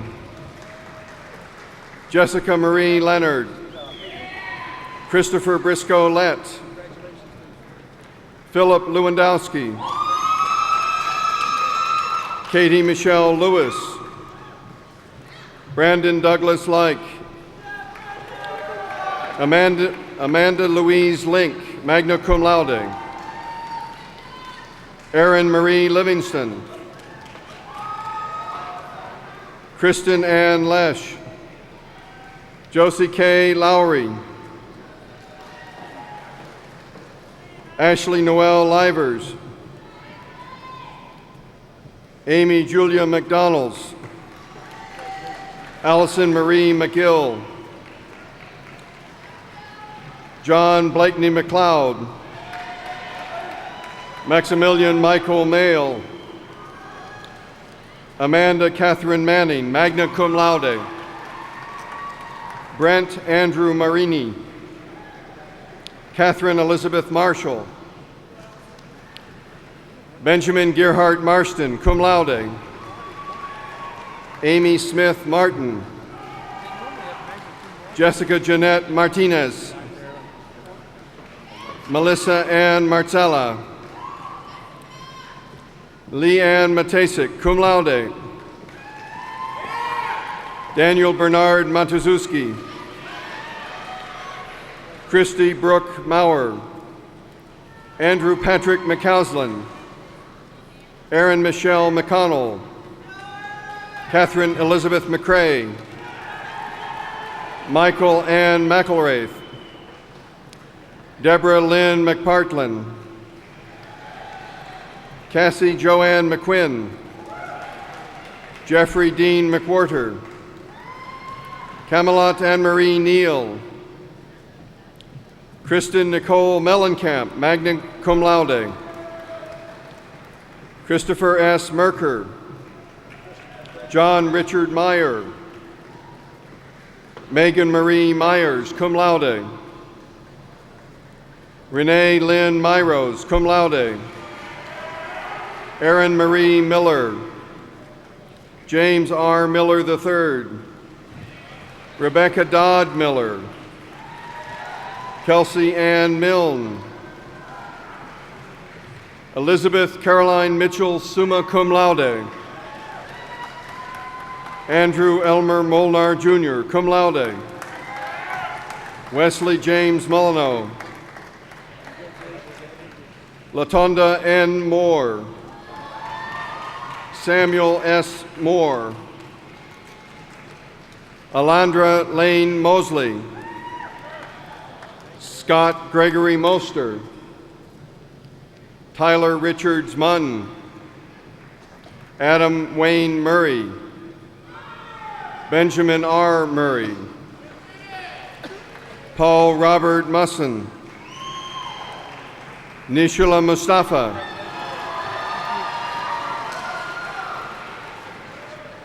Wilfred Lawrence Myers. Congratulations. Blake Richard Newton. Tia Eileen Nicholas. Catherine Mary Nicholson. Gregory Thomas Nemish, magna cum laude. Josiah Lee Northern. Macy Louise Neihart.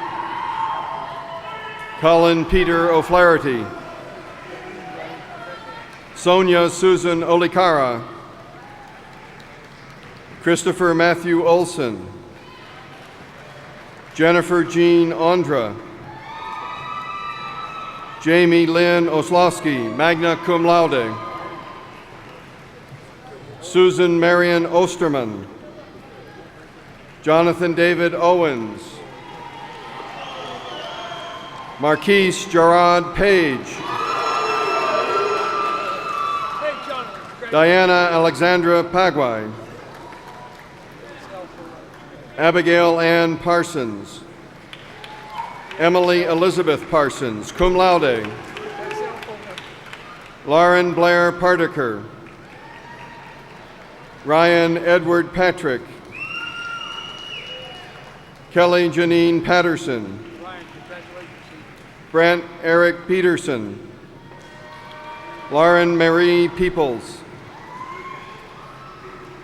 Bethany Danielle Perry. Radomira Petrova. Wendy Marie Petzel. William Albert Pfaffenberger, cum laude. Kristen Nicole Flum. Brandon Lane Phillips. Twyla Galatia Jackson Pickens, summa cum laude. Gerald Allen Pine. Matthew Wesley Pipes. James Vincent Pompa Jr. Matthew David Ports. Elisa N. Powers, cum laude. Colleen Margaret Powers, summa cum laude. Thomas James Powers. Lisbeth May Pryfogel. Ryan Thomas Pugliano. Megan Monroe Race. Andrew Brandon Raker. Catherine Fuller Raphael. Kevin Christopher Rasp. Aylin Perrette Round, cum laude. Timothy Scott Roush, cum laude. Allison Kimberly Rector. Anne Marie Reifschneider. Amanda Michelle Riggs. Anna Elise Rivard. McKenna Lee Roberts, cum laude. Sarah Joan Robertson. Stephen James Robinson, summa cum laude.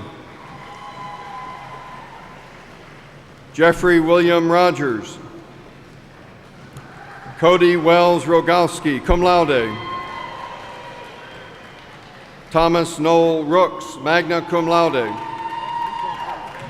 Kelly Marie Roski. Elizabeth Marie Ross, cum laude. John Mark Roth Jr., cum laude. Ian C. Runyon. Jackson Lee Rust. Gitanjali Devi Sadhu. Charles Ross Sandifer. Maria Catherine Sandoval.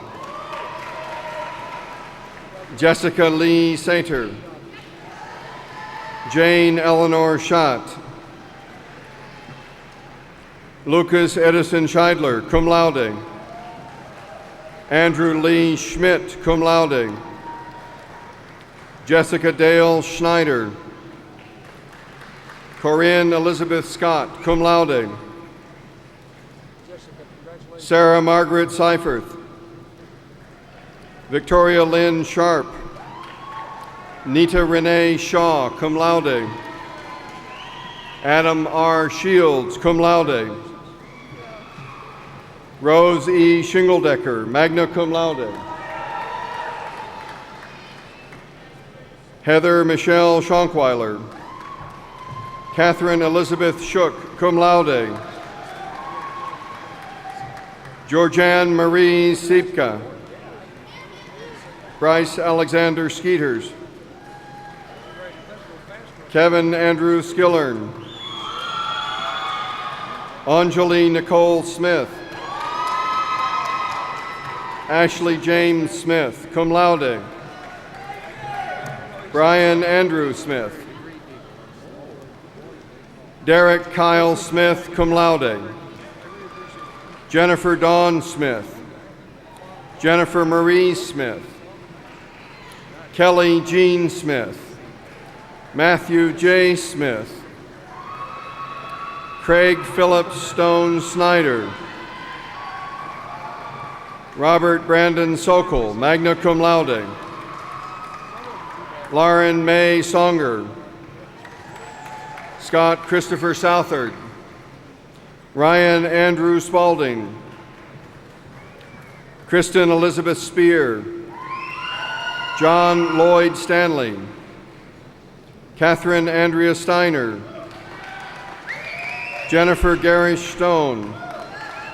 David Allen Storms. Patricia Rochelle Lynn Strobel. Carly Rachel Sutton, Nicole Lena Sweet, Joshua Charles Swift, Gretchen Elizabeth Swihart, cum laude, Carly Ann Sentesi, Melanie Lee Tacoma, summa cum laude, Jonathan Clyde Tatum, Eric Bernard Taylor,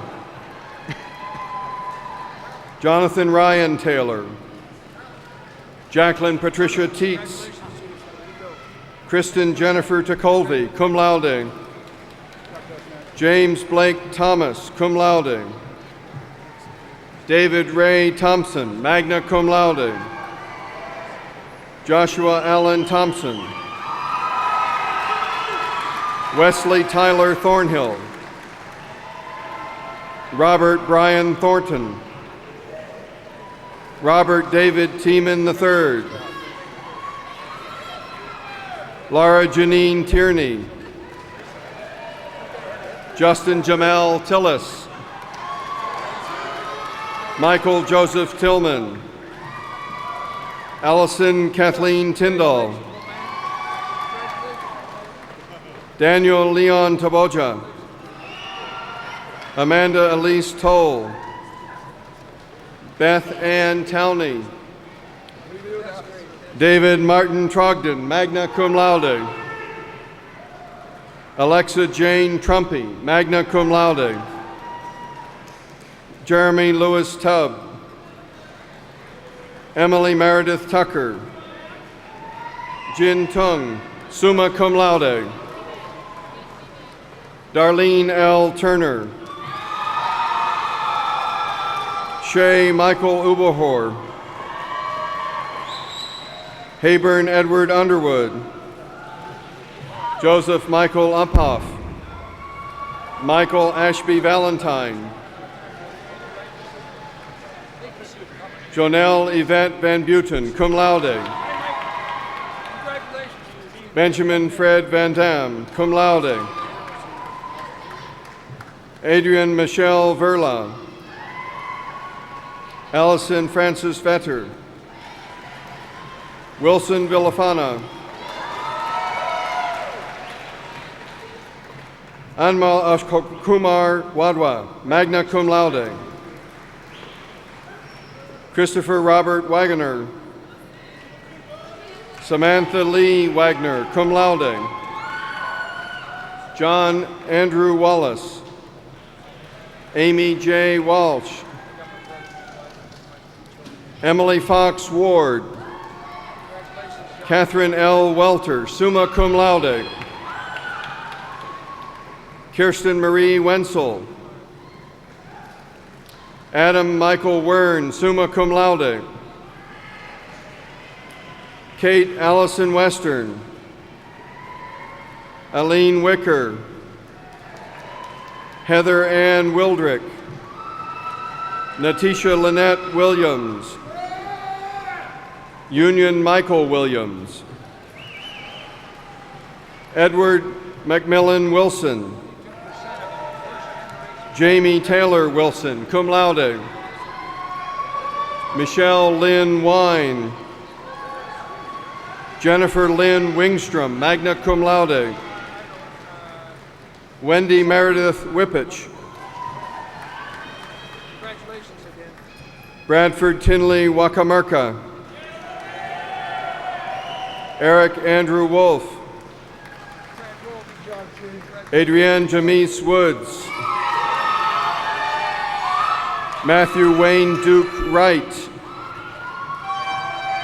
Kristen Marie Wire, cum laude,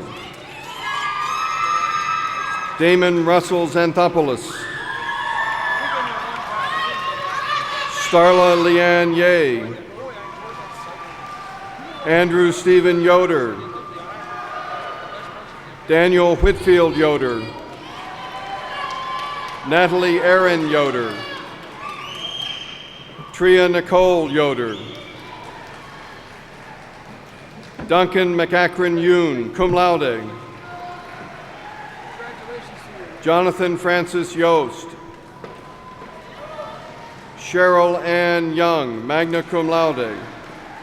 Jonathan, congratulations. Molly Virginia Young.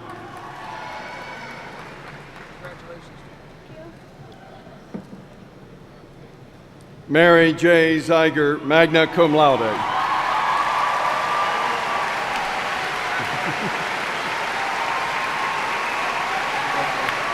Congratulations, Julia.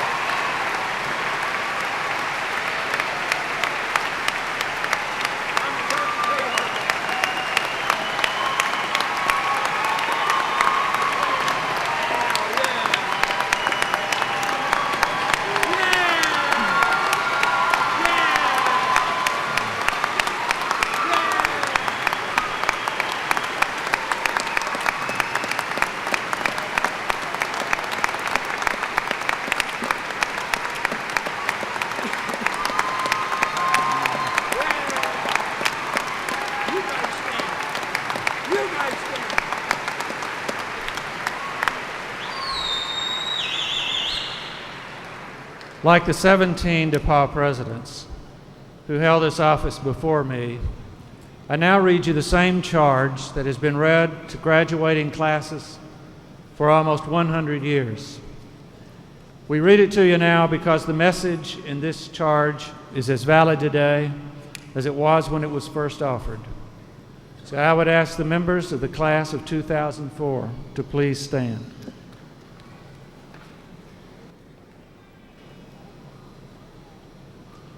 In advancing you to your degrees, I have admitted you to the company of graduates of DePauw University and have made you members of the larger company of university graduates elsewhere.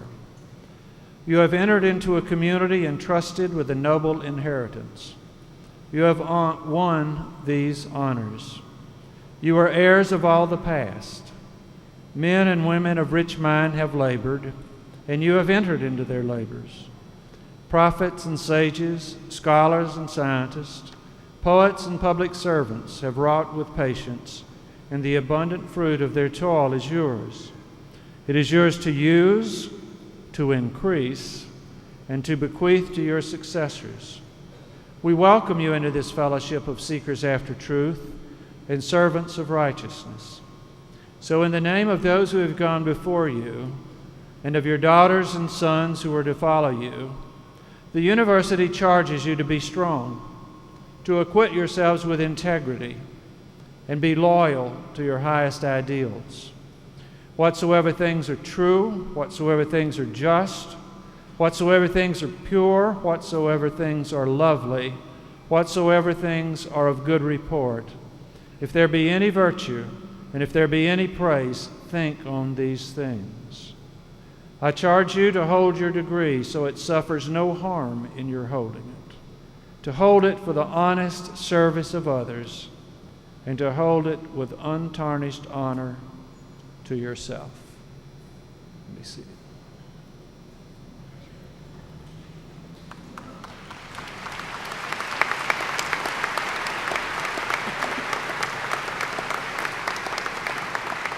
Without a quality faculty, no university could ever perform its work. Today, we recognize 3 members of the teaching faculty who have provided the university with uncompromised effort in regard to the classroom experience.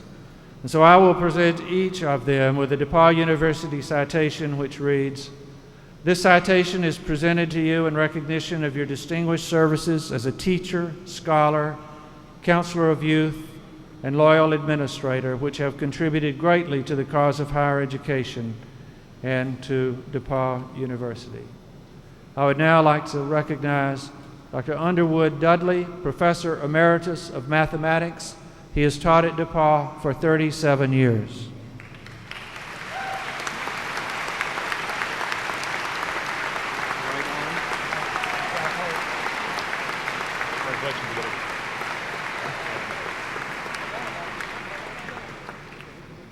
Now I would recognize Nick Mourouzis, Professor Emeritus of Kinesiology. He has taught at DePauw for 23 years.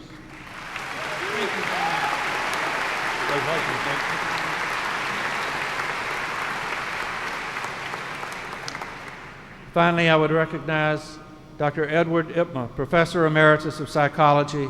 Ed has taught at DePauw for 38 years.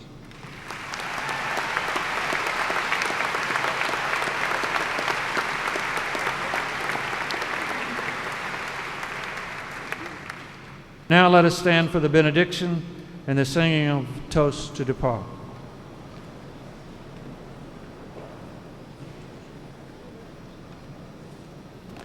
Let us pray. And now depart with the blessings of shalom. Depart, your body strengthens, your spirits high, your minds sharpened. Depart to push the limits and to question and to probe and to explore. Depart to care. Depart to serve. Depart to dream. Depart with the blessings of shalom. Amen.